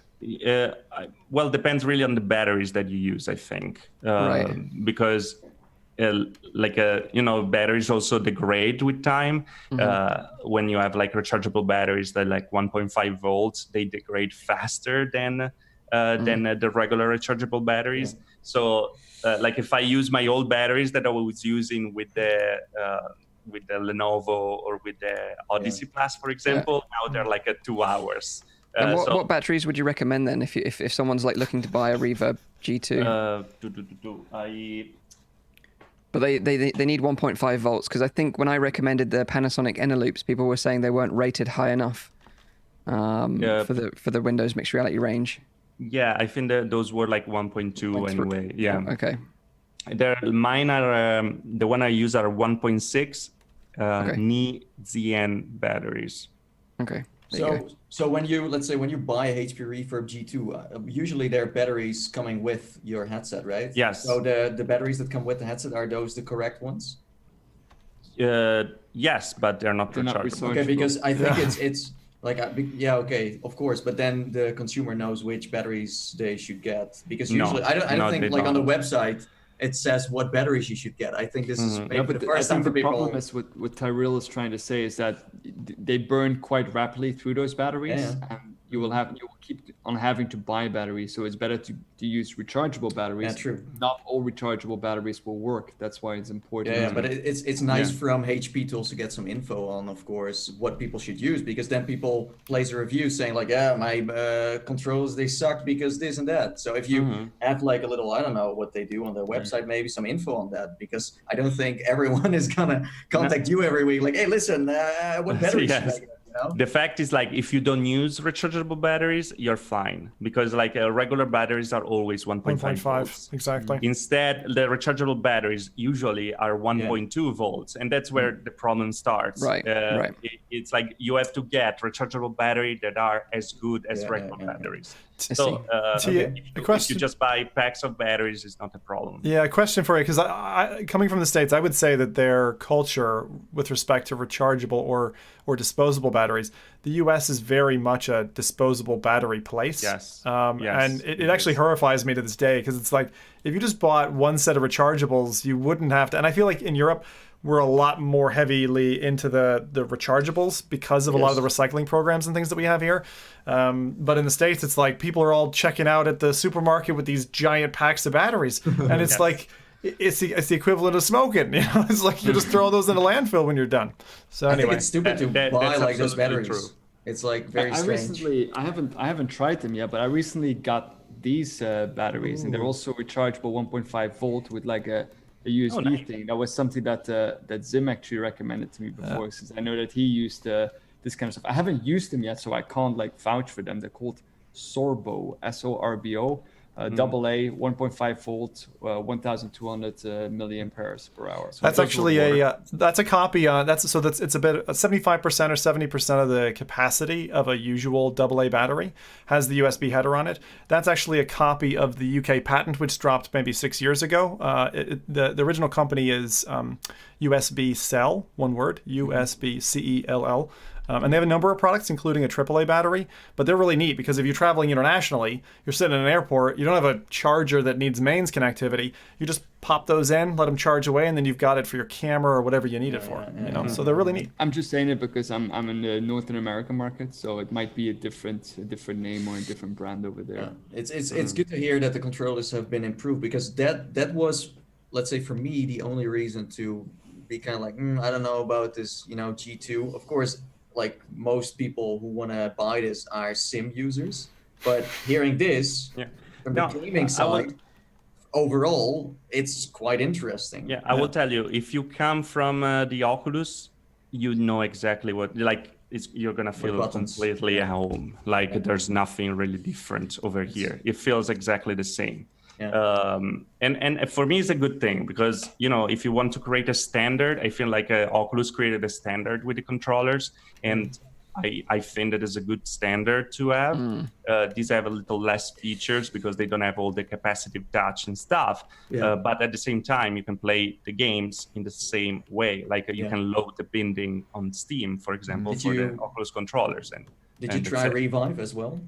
Yes, Stormland I was playing on with the Reverb. Ooh, and it's also performing well, the games. Stormland never performed well with Revive, to be honest. Because some games it's a bit of a hit and miss with Yes, Revive exactly. sometimes. Some games works better, some games less. The Factor worked pretty well. Asgard Vrat worked pretty well. And, you don't have to change anything with bindings. Usually with Revive, you're like, oh, where's the button to do that? It's exactly the same. Wow. So it's pretty cool. But the coolest thing about this headset is the screen, because this has two LCD display, 2160 by 2160 RGB pixel arrangement. And with these lenses, is like the clarity is just amazing. Like I have pretty much every headset over here, and I tried pretty much every headset. And when I got this for 2 days, I talked with Eder. I would say like, oh my God, it looks so good. Like, how is possible? I was really shocked how good it looks. I tried like the 4K Pimax before and stuff, but with these lenses and this screen, it's just top notch. Right now is the best visual experience you can have. And that's because like my personal like the resolution is the same as the previous generation Reverb, and you tried that as well, right? So you think that the magic with this new one is specifically the lenses from Valve? Well, they also changed the panels. Like these are new panels. Like the old panels had a problem with the Mura. They told me, we had a call, private call. They told me that it wasn't really Mura, but was they messed up some stuff in the lighting of the, like, to light up the LCD display. So they were creating a perceived Mura. Yes, the backlighting was a perceived Mura, wasn't really Mura, but at the end was Mura for us seeing. So they changed completely the panel. Our new panels are actually better colors. And also, yes, I would say the lenses are the part that makes a big difference. That's interesting. Because we've been saying on this podcast for a while already that it would be nice to see more innovations in that particular field rather than just like pushing resolutions. Because I think that a lot of stuff can still be done by experimenting with like different kind of lenses. It's interesting. Then, like, what do you think? Do you have any specifics on what is different in these lenses? Like, and how big is like the sweet spot and all of those kind of? All right. So I did a lot of. I don't want to sponsor stuff and anything, but I did a video like in a room trying to understand a little like what is the sweet spot and stuff. And I would say that you lose clarity just at the end, like the 10% at the end. There's like this room in Steam VR that you can try if you have Steam VR. It's a Steam VR room. It's like a room that you can download where there are all different tests for the headsets to try. And so I tried like the visual test to see how much I can read, how far I can read, and really I could go pretty much at the end of the room when like I was like 10 meters with the valve index. I could go like 17 meters, 16 meters with this one, and still read the last part of the test. Then there's another circles one after the other, so you see when you stop to see the circles, and that's where I think it is around the 10% at the end that you lose the clarity. So the sweet spot is very big. Everywhere you sit on the lenses, so the eye box is also very big. It doesn't matter. Like even if you change the APD completely, you're gonna have eye strain because the software is gonna change the distortion of the inside, but still you're gonna see everything. So they did Valve did a great job with these lenses. They're better than the lenses on the Index. That's what I was going to ask you, was just in terms of, because the Index lenses for me have always been a problem with this kind of odd reflection you get on the edges of those lenses. How do these fare in terms of like reflection on the lenses, anything like that? God rays, can you talk about that for a little bit? These lenses are much simpler than the one that we have on the Index, because in the Index are double stack lenses, so you have like a two lenses technology attached to each other, and that's what they did to have a little bigger FOV. But at the same time, slightly canted as well, aren't they? Yeah. Exactly. Yeah. At the same time, they having two lenses so close, you create a glare, you create a little God rays and stuff, because you can control completely the light. Instead, here is just the part on top, let's say, of the valve index, just the first part of the lens. I mean, the shape is also different, by the way. I can show it. I do. I've been running some of your videos in the background as well too, just because you've done such amazing, and for anyone who doesn't know, Tyriel Wood does amazing side-by-sides, like best in the market. Great photography, videography from you always. Thank you. I mean, your stuff is just, it makes stuff look so sexy. And I immediately want to get my wallet out for this thing, even though I swore I wouldn't. we raced together as well, so there's another question that's just stemming from me now, which is, how does this thing look in Assetto Corsa? It's great when you can see it, when you really have to like brake every time. It looks incredible. Like that's why I jumped in Assetto Corsa Competizione more right now, because the graphics are a little better, and I really wanted to enjoy more about the game. And the problem with Assetto Corsa Competizione is that you can't really run it at full resolution, because it's gonna kill your PC, and so you can't read the text, not because of the headset, but you can't read the text because of the resolution. So what you're saying, great headset for simulators, so VTOL, Star Wars Squadrons soon. Absolutely. Racing sims, Elite Dangerous, you could go on forever. Everything that is, making use out of like a far distance in a game. I would say not just simulators. I would say actually it's a good headset for everything. The first G1 was just for simulators. I would say that if you have to do anything else, just don't. Yeah. Like, but for the rest, you need controllers. And first, exactly, it was the controllers. But as you said, they're pretty solid. This one, it's okay. It's not the best, and I wanna put it like a point. It's like in the list is like, and is in the mid list of the tracking of everything we have on the market. Yeah, okay. Like the very mid. But is enjoyable, completely enjoyable, and really I didn't feel the need to go back to the Valve Index, also because it's so light, it's so small that you just. I want to show you my Valve Index to see how many stuff there are on it. Because I think it's important to talk about price, right? Because to make it comfortable, you see. Right, I see. Thing on the back to make it more heavy on the back. There's the strap. For the audio, for the audio listeners, can you describe what you've done? Because this does not look like an index. It looks like a Frankenquest or something. What are you showing us? No, there's like a strap on top to balance better. Of course, on the top because it's kind of heavy. The index in the front. There are like 25 grams on the back over here, 100 grams on the back to balance better with the back. There's the VR cover to make a little more soft in the front. There's the VR cover over here as well, and then on top, because it gets hot and because it's summer and you sweat, I have these two little fans. So you get the air going on. Does it have Google Assistant or anything in there? No. Under this, there's everything. What did you do to the front of it? The front of it's a little different. Is it 3D printed or something? I 3D printed myself. I found the file on Thingiverse. It's super cool. I really love it. Like the way it's like the super hot kind of style, right? Yes. Polygonal. Yes. It's very nice. But instead this one I'm using it just like this, and I'm happy. So do you think your index is going to be relegated by this headset to a certain degree?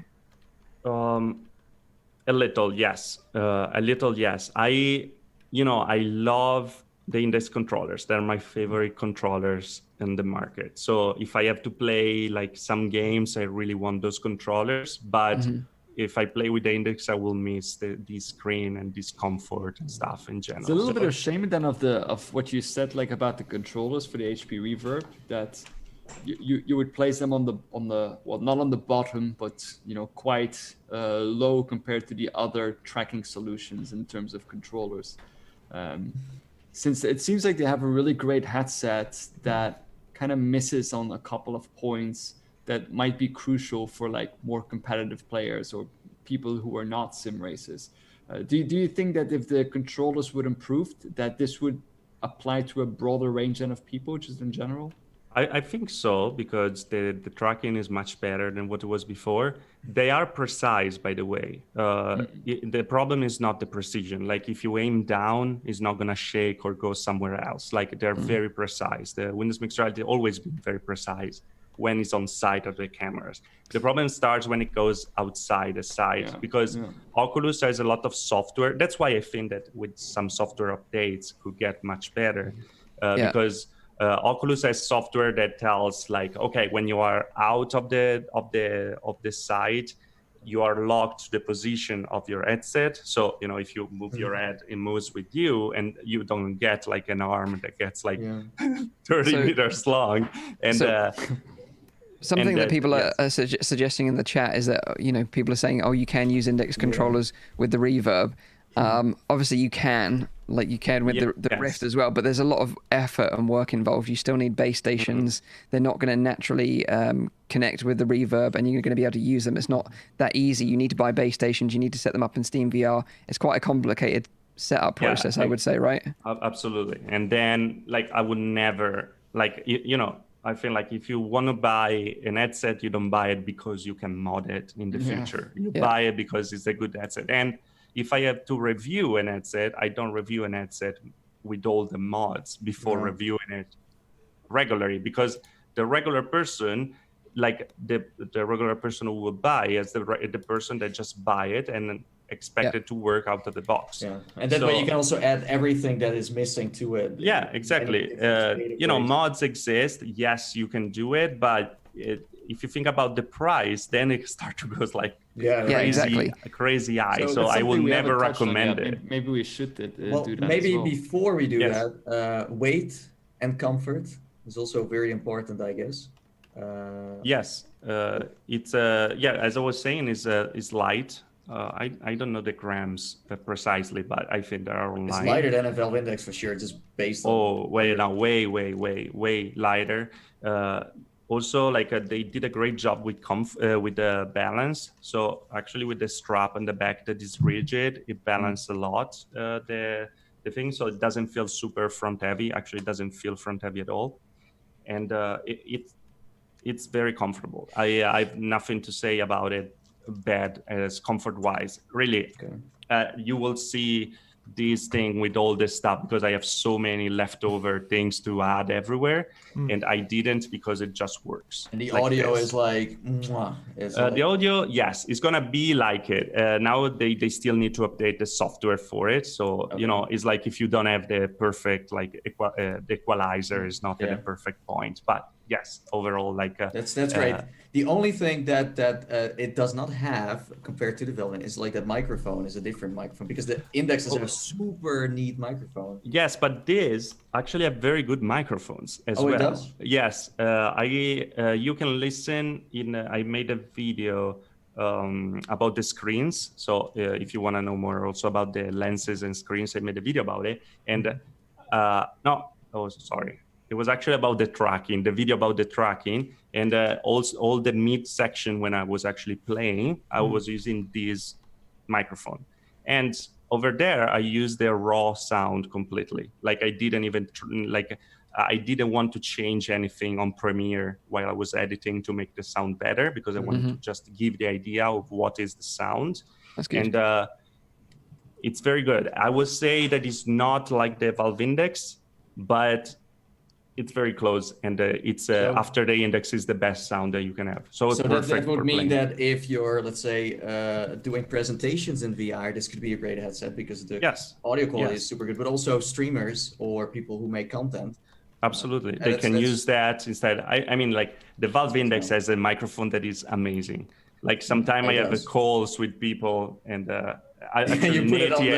Nate has experience about it because I couldn't find my headphones and I put the Index on and I had the entire call with you on Discord with the Index using that as a microphone. I record even my voiceovers with the headset. I have a script in VR and I just read it out and it just sounds perfect. It's amazing. It's amazing. And it really sounds super professional. And these sound very good as well. And,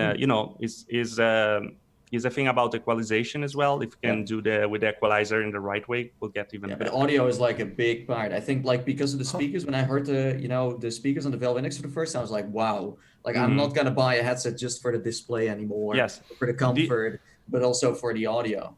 This is something that HP said me like directly when we had the call. Is like these are the exact same of the Valve Index. Like we didn't do anything on them. They gave us the piece and we mounted on this headset. So it's exactly the same distance from your ears.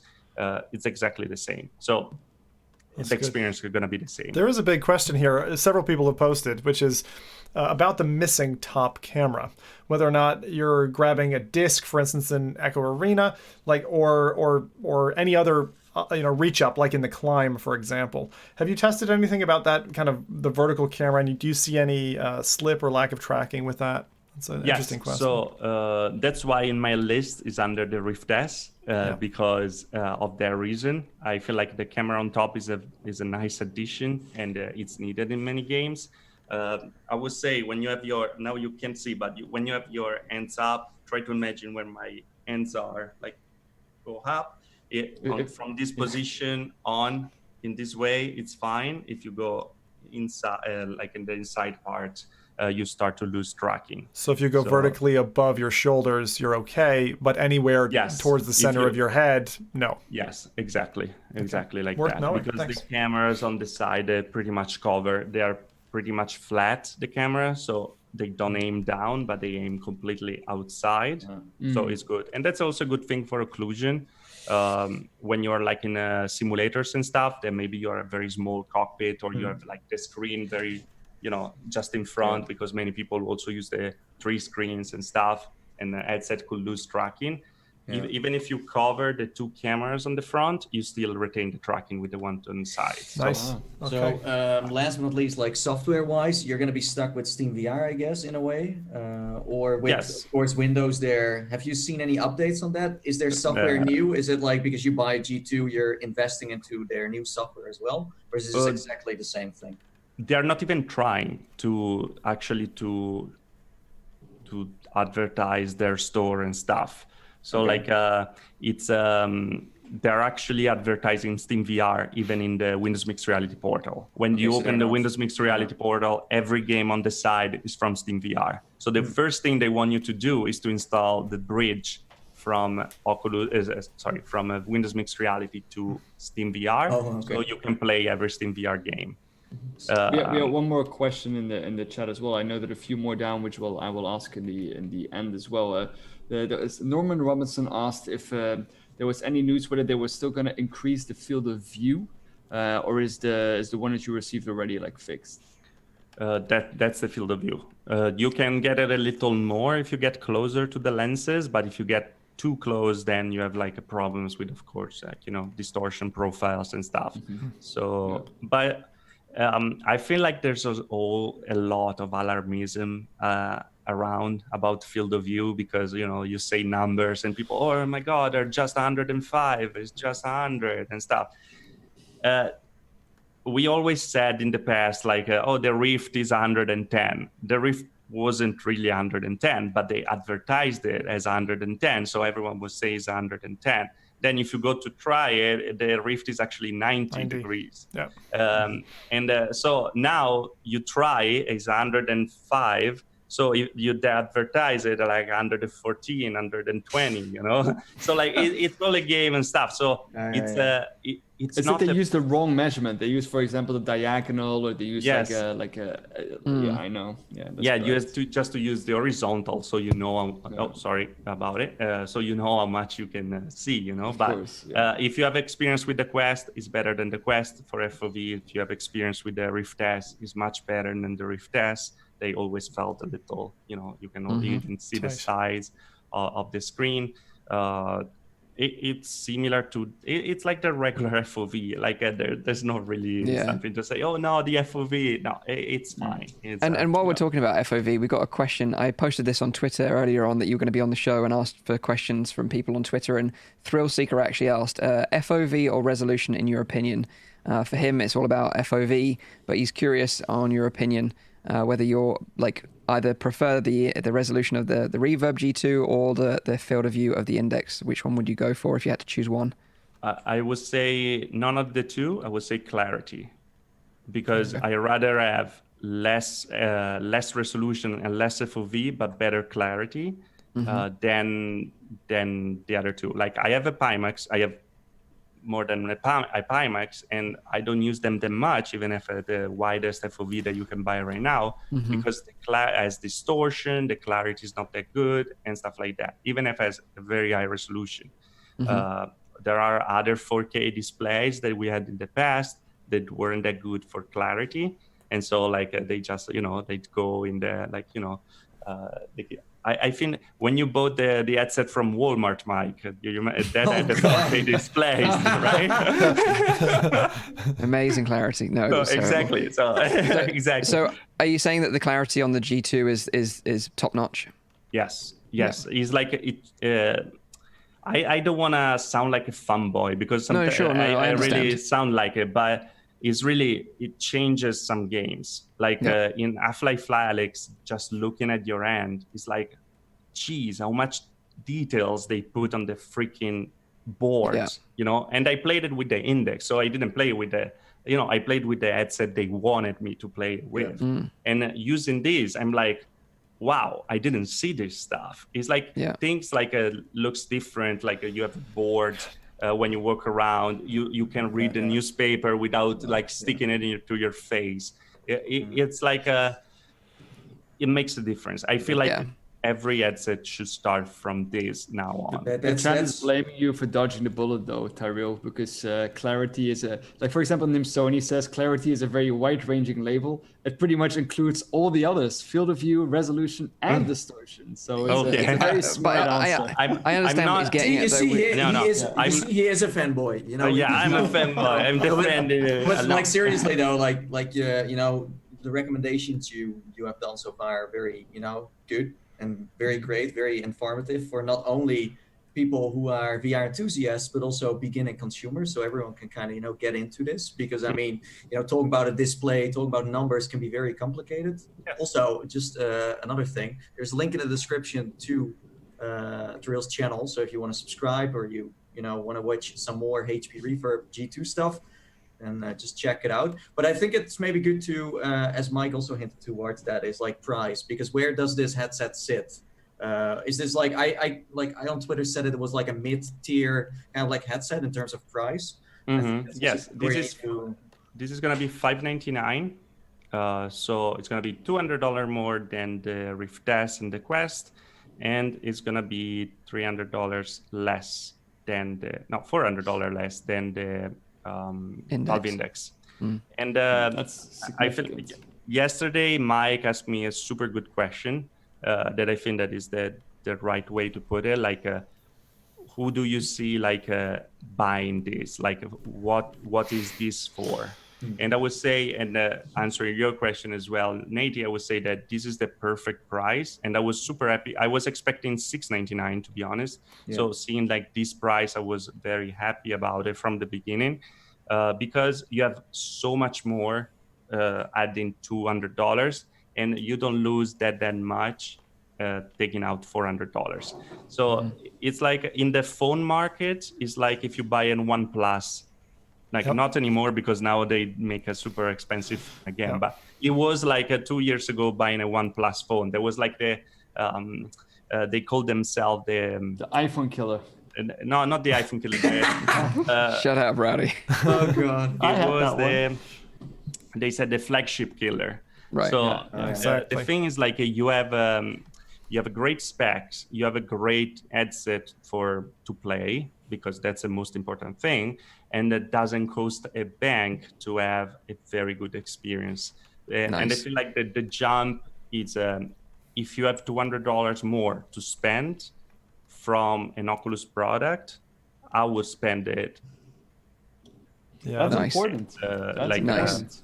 I think it depends on the budget. Like if we think about it a year ago, us talking about headsets, we would have thought that the HTC with the Cosmos would have been in HP's position right now, but it seems like HP have really like completely destroyed the Cosmos in terms of its location in the market, in terms of price point. And it seems like, it offers substantial good value for money here in terms of, it's a significant upgrade over the Rift S at only $200 more.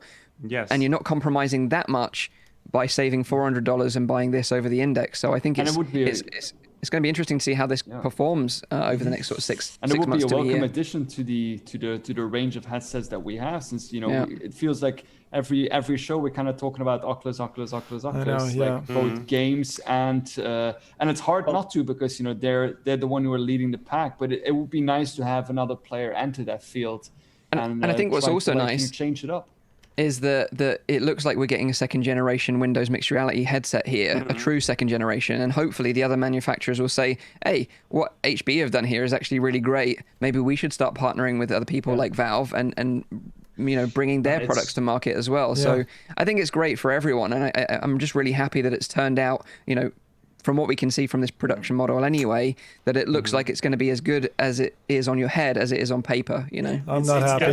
It's definitely good that they are, kind of saving the PC VR market and like. Wait, so Zim's not happy. Why aren't you happy, Zim? I'm not happy because my daughter's not going to be able to eat when I have to buy this headset. It's really sad, Child service is going to come along, see a bunch of headsets.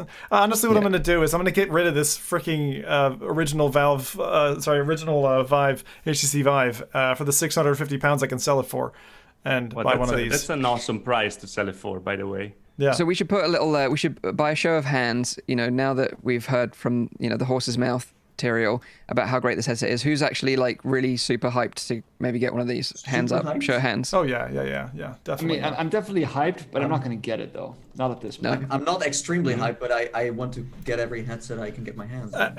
As a simmer, like I can't. Sit on a set. No, I've just been waiting to hear about the control system and the lens clarity.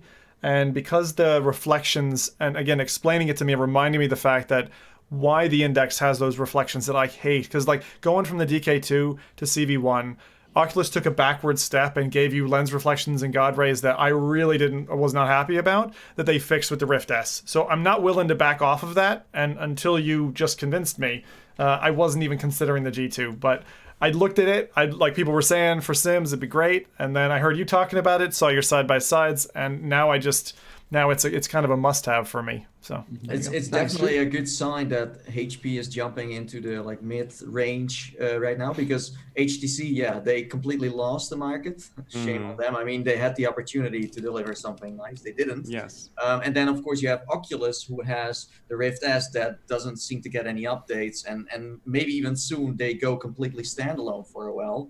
So it's good that we have HP. And maybe HP is going to be the next big player. It's going to be not HTC anymore, but it's going to be HP. I mean, like a HP or like a whatever, Samsung or whatever, whoever comes. I feel like competition is great in the market and really gives a reason to keep going with like a new stuff and stuff like that. And if they are smart, they use also their gaming brand and they expand on that. They start selling VR-ready PCs. They sell bundles. They start hosting events where they do maybe esports, stuff like that. They could really be the next gaming brand. As far as I know, though, like they sell also the backpack for the PC backpack. And I don't like, now that you said that, I'm thinking about the headset came in the box, maybe because it's a pre-production unit, but came in the box without the cable attached. So maybe, you can take the standalone kit when they give you like the backpack and the headset. That would be super cool.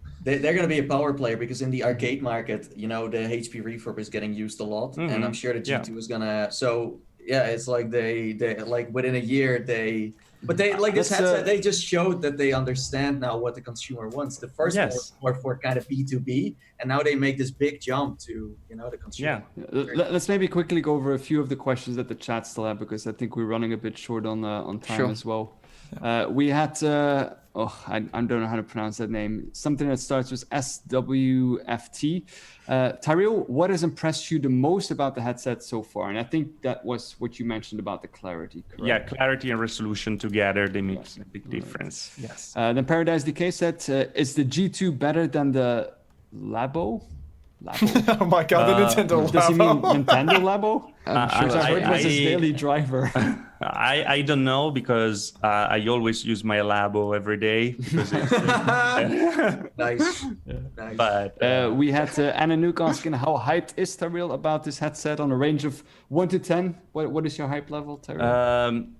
I'm I don't know. I would say 8.5 to stay like politically correct. Yeah. Wow. Politically correct, but I mean, I don't know if I'm hype at saying that I'm hype anymore is the right thing, because I have it in my hands. You still need the games, right, to be extremely hyped. So. Yes, exactly. But for the future of VR, maybe then. For the future of VR, I like if we start from this and we start to build out of like this kind of clarity and screen, like super hyped. Give me 10. Nice. Great answer. The VR Vibe set, what was the ease of setup like? You connect it, you start. It's Windows. It's Windows. You have a PC, you have it already, all the drivers installed on your PC. Yeah, so a lot of people don't know that Windows Mixed Reality Portal is pre-installed on all Windows 10 machines. Mm-hmm. Yeah. Oh, is it? Okay. I had a quick question for you, because I'm just thinking about the hidden costs of this headset. There's two things, I think. One is, like, if you want to play Oculus exclusive content, you have to go through Revive, I suppose. And then the second hidden cost of it, and really a cost, is what graphics card do you need? Like when Oculus moved from CV1 to Rift S, they did that smart change with the refresh rate and the resolutions. They gave you a bit of resolution, they took away a little bit of refresh. So your needs under the hood were about the same. For this, compared to say a Rift S, like Rift S will run happily on a 1080, but what card would you say would be needed for a happy run with this? Is there a recommendation, or is there something that you would specifically recommend? I mean, I don't have like 30,000 PCs so to try everything, unfortunately. So I can just guess a little. I have a 2080 Ti and it runs like completely fine, but that's of course like top-notch graphic cards right now. So it's not really like something that you can say. I would say that with the 2070 or you're already happy. And like you can go down in a like. When you get in the software, actually the default resolution is 150% on Steam VR. If talking about super sampling, so you can drop it down to 100%, and you already gain a lot of performance. Thanks. But I don't. Windows Mixed Reality also has the option to run at 60 hertz if you really want. That's in Windows. I don't recommend it. But if really you want the headset, I don't know why you should get it if you don't have a PC powerful enough. But if you are with the lower specs, you still can run it. It's not going to look as great, though. The thing is, like, if you hate the screen door effect, that's maybe your reason, but that would be the only reason, because bringing down the resolution, then you have pixelation and stuff that can be a little annoying. Yeah. Thanks. I hope that was a good answer. It was a great answer. Thank you for the presentation. Yeah, no, I appreciate it. Yeah, and I think, we've covered as much as we can in the time that we've got. So I do really appreciate you joining us and talking about it. And I think a lot of people got their questions answered. So I think we'll wrap up the talk about the G2 there, and then hand it over to Zim for the latest releases this week to see what we've got to be excited for next week, because we have got some games that I'm super pumped for next week, and hopefully we'll touch on them. Subscribe to this beautiful man, please. Link in the description. There we go. Are you talking about Rowdy, right? Oh yeah, sorry. I mean the ugly man. All right. So releases. Okay, so let's talk what's coming out. This first one is not the game that Mike is hoping for, but given the political landscape in North America and anything that can help, I thought it would be worthwhile showcasing this one. This is from Bottom of the Barrel. This is Gerrymander Madness, the anti-democracy VR game. So actually, this is an educational app, although it is packaged in a kind of a game. For those who don't know what gerrymandering is, it's the practice that's intended to establish an unfair political advantage for a particular party or group by manipulating district boundaries. And so for a lot of people who maybe tracked the the U.S. elections and previous runs, gerrymandering is a good way for politicians to kind of weasel their way in, even if they're not getting the vote. So they're really playing a game.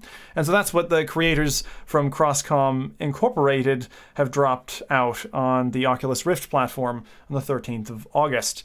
So this is Gerrymander Madness. It's free, and neither Democratic Party in the U.S. has sponsored this one. The actual intention of the game is to show how much of a distinct unfair manipulation that gerrymandering can have on an environment. And again, always looking for tools that help to educate and arm people with knowledge and facts. I think games, and VR in particular, are a great way to do that. And it actually allows you to see some of the data as you're playing and learning about how this actually works. So if you're looking to inform yourself and you're on Rift, Gerrymander Madness, that might be for you. Next one. One of the titles that I think Mike will be interested in, which is actually landing, or has just landed yesterday.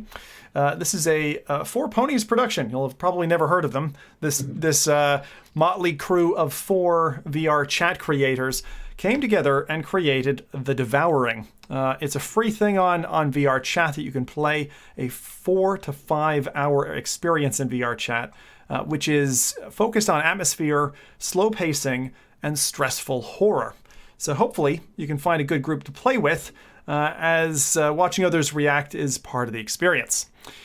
It looks actually quite visually interesting. Doesn't actually look like VRChat at all to me. No, I was about to ask, like, if I heard you correctly. It's in VRChat. It's part of VRChat, and it's free. Yeah, it's free. So for The Devouring, for a 4 or 5 hour experience, some people taking, I've seen screenshots, 7 hours to complete it. It gives you a sizable amount of content as come out. Thank you to Mike for pitching me this one. I wouldn't have found it, but my God, it looks interesting, and certainly will bring me into VRChat. And actually, if you manage to beat the game, if you manage to complete, then this game, which landed on August 14th, there's an additional world, a realm called the Devouring Hub, which shows players who managed to complete the main world. So for a bit of pride, you can actually visit that as well. Within a game. A game within a game. Level. Kind of weird. I know that you can play That's games the in metaverse. VRChat, but this is the most extensive that I've seen it so far. I mean, are there more kind of experiences like this in VRChat that we're... I've played a VR horror built on, I'm trying to remember, it's a very popular dystopian universe with like aliens and stuff, kind of almost a bit like what's that famous British teleporter guy, the time traveler? Doctor Who, thank you. So it was like in that universe. American, throw my passport out there. But yeah, it was interesting, like to play a horror game in VRChat that way. Like, but this is like, as you said, Roddy, very extensive for what you can expect. And the visuals are great looking. Like I really want to try this one. Want to try this one. We should try this one together. I'd do that. Okay. Yeah, definitely. That would be amazing. Like a four-way podcast job. We all stop together. That'd be awesome. I can walk in the front. I will just stay in the back to check if there are no We can't leave until we finish it. Oh my god. Oh, okay. It's going to make for a long recording. Anyway, so that was The Devouring. And the third one that I wanted to show this week is something that's coming out shortly. Totally different thing. We were talking about Oculus Social. So if you're looking for a kind of a social application, Alcove VR, which has been out on Oculus Go for a year, is coming to Oculus Quest as of the 20th of August. Now, what can you do in Alcove? It's kind of a smattering. It reminded me a lot of those early, like Mike, when you and Nathi got together playing checkers or watching YouTube videos and stuff. It's Oculus a little Rooms. bit. It's better than Oculus Rooms in its visuals. So its visual presentation is a lot nicer in Alcove, and they call it the family corner in VR because there's a number of different things you can do in there. I checked this out actually today on Go just to see like how far I could get with it and if it was any fun. The media part, like you couldn't look up YouTube videos. You could only pick from like pre-selected content. There was maybe 20 or 30 different things you could watch in different categories. But I would just, within 10 minutes, me and a buddy or my wife or whatever, we would have just like given up on that bit. The next piece that they showcase is basically showing, your family pictures on the wall. But I found even their like stock images were like the wrong aspect ratio. You have to go to a website to load it, and you have to load it from Facebook. So it's a really kind of cumbersome mechanism. Where I thought that this really did have a place, I think Alcove has a place for the ride-alongs. So like in... and I'm struggling to remember the other Go app where you could go into like a Google Maps type view and go Wonder? Say it again? Wonder. A lot like Wonder, where you could go along with somebody else. They're curated like 360 experiences, like going up in a hot air balloon. And the hot air balloon around you, the basket, is virtualized. It's a VR thing. And then outside of that, there's quite a nice looking like 360 degree video. That's cool. And you've got, for instance, tours in the hot air balloon of, like the Swiss mountain range, their lake system and stuff like that. You can go for a car or a kind of a tour bus ride in certain cities. So to be able to do that with up to 4 people seems pretty cool. There was another like more relaxed part of the app, which is you're out on a balcony and you can kind of change what you're looking at, and there's like meditative like walk along things. So if you're really a tree hugger type, you can get along with your tree hugger friends and you can all ohm together or whatever. But I thought that the ride-alongs were the best part. Even with this, kind of like indie experience, if this would be the hub in my Oculus Quest, I would already be happy. Yeah. To have this with my friends. Just anything, right? Is this a paid app? This is the one chink in my armor. I don't believe so. I think it's free compared to what I was seeing, but I could be wrong in that. I did check it, but again, the problem is when you're signed into your account, sometimes it tricks you, But I saw Gerrymander as a paid app, so I think it's free. Yeah, I think that's probably it. Whilst feature rich, it does feel quite shallow to me. Would it attract me? Probably not. But hey, take a bus tour with your family or whatever. A couple other mentions before we go. Those were the games to kind of look forward to. So a couple of other things. Let me just throw up a little trailer here of this one. So for those of you who have been kayaking and having a good time in Phantom Covert Ops, there is a challenge pack update coming, which is kind of exciting and seems a little bit like back in the Unreal Tournament days of modifiers. So they've actually brought in a bunch of kind of silly add-ons, I would say, to the game in this challenge pack, which is a free DLC, and they mentioned that this is the first of their DLCs that are planned. So there's like loose cannon, which is increased explosive force, powder keg, my personal favorite, exploding headshot, so you pop somebody and you can take out 3 or 4 people in one go. Unfathomable, which is reversed controls. So on these timed courses, you actually have to paddle backwards to go forwards, left to go right. That kind of stuff looks absolutely a complete nightmare, and the stream would probably eat that up. And then there's some other like target shooting and practice arenas in there as well. As you can see in the trailer, they even put together a little video for this release. And so if you have kind of gotten your fill of Covert Ops, this will probably bring you back in for another go or two. So that's a update. DLC awesome update that's coming. Yeah, this looks really fun. Yeah, I think it's interesting because it almost goes into that territory of Blood and Truth for me, where it's like you've taken a serious game and then you've gone kind of. I feel like it's a developer placation technique where they're like, no, guys, you can do your silly stuff at the end. Just like wait till the end. We'll package it as a free update, and you can do it then. You know. But what I like about it is that it's so soon after the game's release that they've added this free content. You know. Yeah. I think that's great. Yeah. Again, I think that supports my thinking of like the developers all want to do crazy shit, and they're like, no. The editor's like, no, we got to ship it serious. These are like the developer tools that they used to see the explosions, and I was like, let's just throw the thing in there that's soapy. Yeah, it's the Friday night fun that developers love having, you know, and that's their peak. So a couple, just 2 more things I wanted to mention before I let you all go. You guys know I'm a big Subpack fan. So Subpack had a major announcement. They don't often bring out gear, right? It's not common. Like every 2 years they might announce something. And there's a new piece of equipment, which is doing a really interesting thing. It's fusing their 2 main product lines into one, which makes it really exciting for me and definitely something that I'm going to look at buying. Here's the key features. So the Subpack X1, pre-orders for this are opening on the 18th of August, so just a couple of days more. The form factor, they've reduced its size and footprint. It's also now flexible, whereas the back one was more like a hard shell. They've got an equalizer, so you can define it to high and low pass filters, which basically means you can tune it to the game so that it responds better, which is important in games like, you know, Assetto Corsa, for example. Why don't I wear a Subpack in Assetto Corsa? Because it's not comfortable leaning back on my seat with it. But this does, and answers a great question. They actually turn it into a wearable backpack that can actually also strap to your chair and give you that vibration effect into the chair. So they had a range, the S2 range, which was chair specific. They had the M2 and M2X, which were backpacks. And now they've got the combination in the X1. So this makes me really excited. We don't have a price point yet. We don't have further details. That's it until the pre-orders open. But I'm going to be hovering with my mouse over this. And yet again, please send me some baby food because I'm going to need it. You know. Are they still selling the Beat Saber one too? Or? I think that was a limited supply. I haven't seen that on sale in a while, so I'll say no. I've actually got the Woodger vest here as well. Like they were sending them out to some creators this week, so I've actually got a video planned for comparing the Subpack M2, the Woodger vest, and the B-Haptics vest as well, and like a little ultimate showdown. So hopefully I'll have that next week. I was going to say you're going to have to plan an update. The Woodger I've heard very positive things from friends of mine who have it.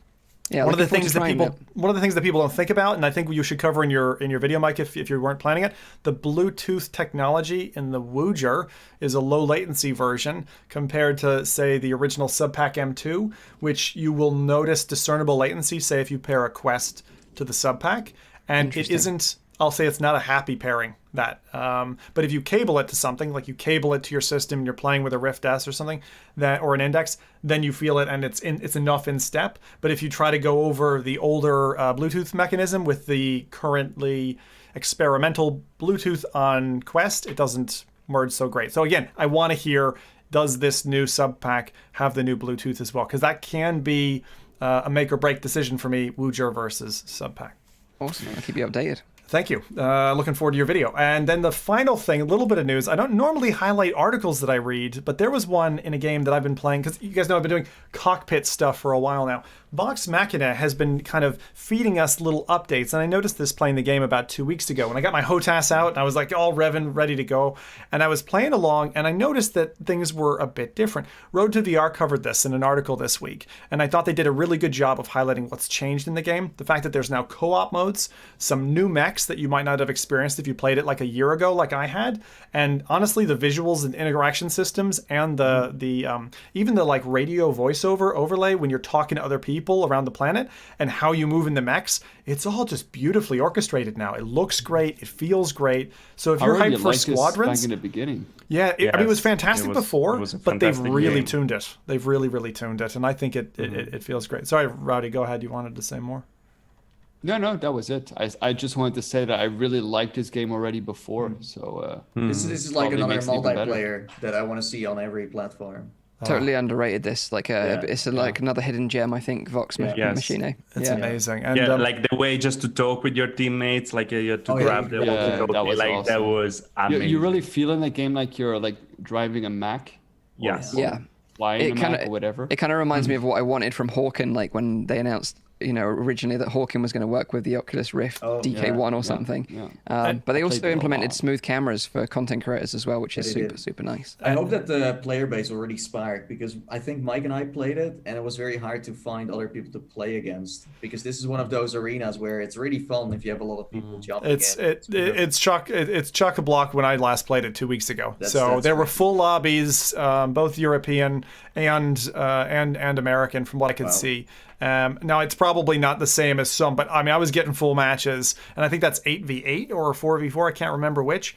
The one thing I missaid there was I mentioned my HOTAS. This actually, and I'd forgotten when I got into the game, I was like, oh, I need my HOTAS for this. You don't. It's got touch controller support that's really good in cockpit. And I wanted to stress this because, again, if you're getting hyped for these kind of real heavy, combat sim games, this one can really help you out. It's got a real unique kind of mechanism, feels great, got all these kind of extensible modules around you, and Vox Machina is a decent price. It's about 20 quid last I saw. So that's another big recommendation from me, something to pick up if you're really looking forward to cockpit sims, and Squadrons is on your radar. That's one to definitely play while you're waiting. I found always people in that game anyway, because like I feel like there's a part of a community that is like very passionate about mech games, like about like stuff like that, and like I mean it's a famous thing for like other old games in the past, and like I feel like they really have a very passionate community over there playing. Like if you were like a Steel Battalion fan, this is going to be your jam in VR, Can you imagine like being, Steel Battalion fan and then just never having a VR experience and getting dropped into Vox? Like I think you would blow your mind, and you'd walk out without your wallet, you know what I mean? It would blow your mind and blow your pants. It would. That's what would happen. Blow your pants. And just to mention, so that any of the techies out there, so the Bluetooth mechanism that I was talking about was aptX, which is the protocol that thank you, chat, for helping me out with that one. But that was it for releases this week. Just some recommendations there at the end, things to look out for. Awesome. Lots of kind of free stuff. That's great. And from what we hear from Mike, things could be warming up even more next week. So look out onto the horizon. Well, and also something I should mention is that Microsoft Flight Simulator launches on Tuesday. Although it won't have VR support yet, like we mentioned in a previous episode of the show, VR support will be coming later to Windows MR first, then other PC VR headsets. But I am super hyped to try it out anyway, so I'm going to be getting my practice in. And then next week, we're going to be talking about like HOTASes, like which ones you should buy if you're looking at buying a HOTAS for like Microsoft Flight Sim or Squadrons. So make sure you stay tuned for that.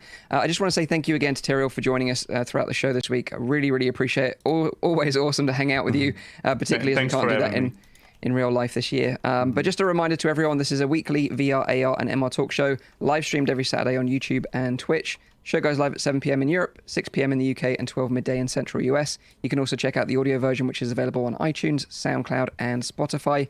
Hit the like button and subscribe to the channel for all our future content. And we'll be back on the show next week with more VR news. But until then, take care of yourselves. Have a great week in VR, and bye-bye for now. See you later. Cheers. Bye. Hello. Ciao. Bye.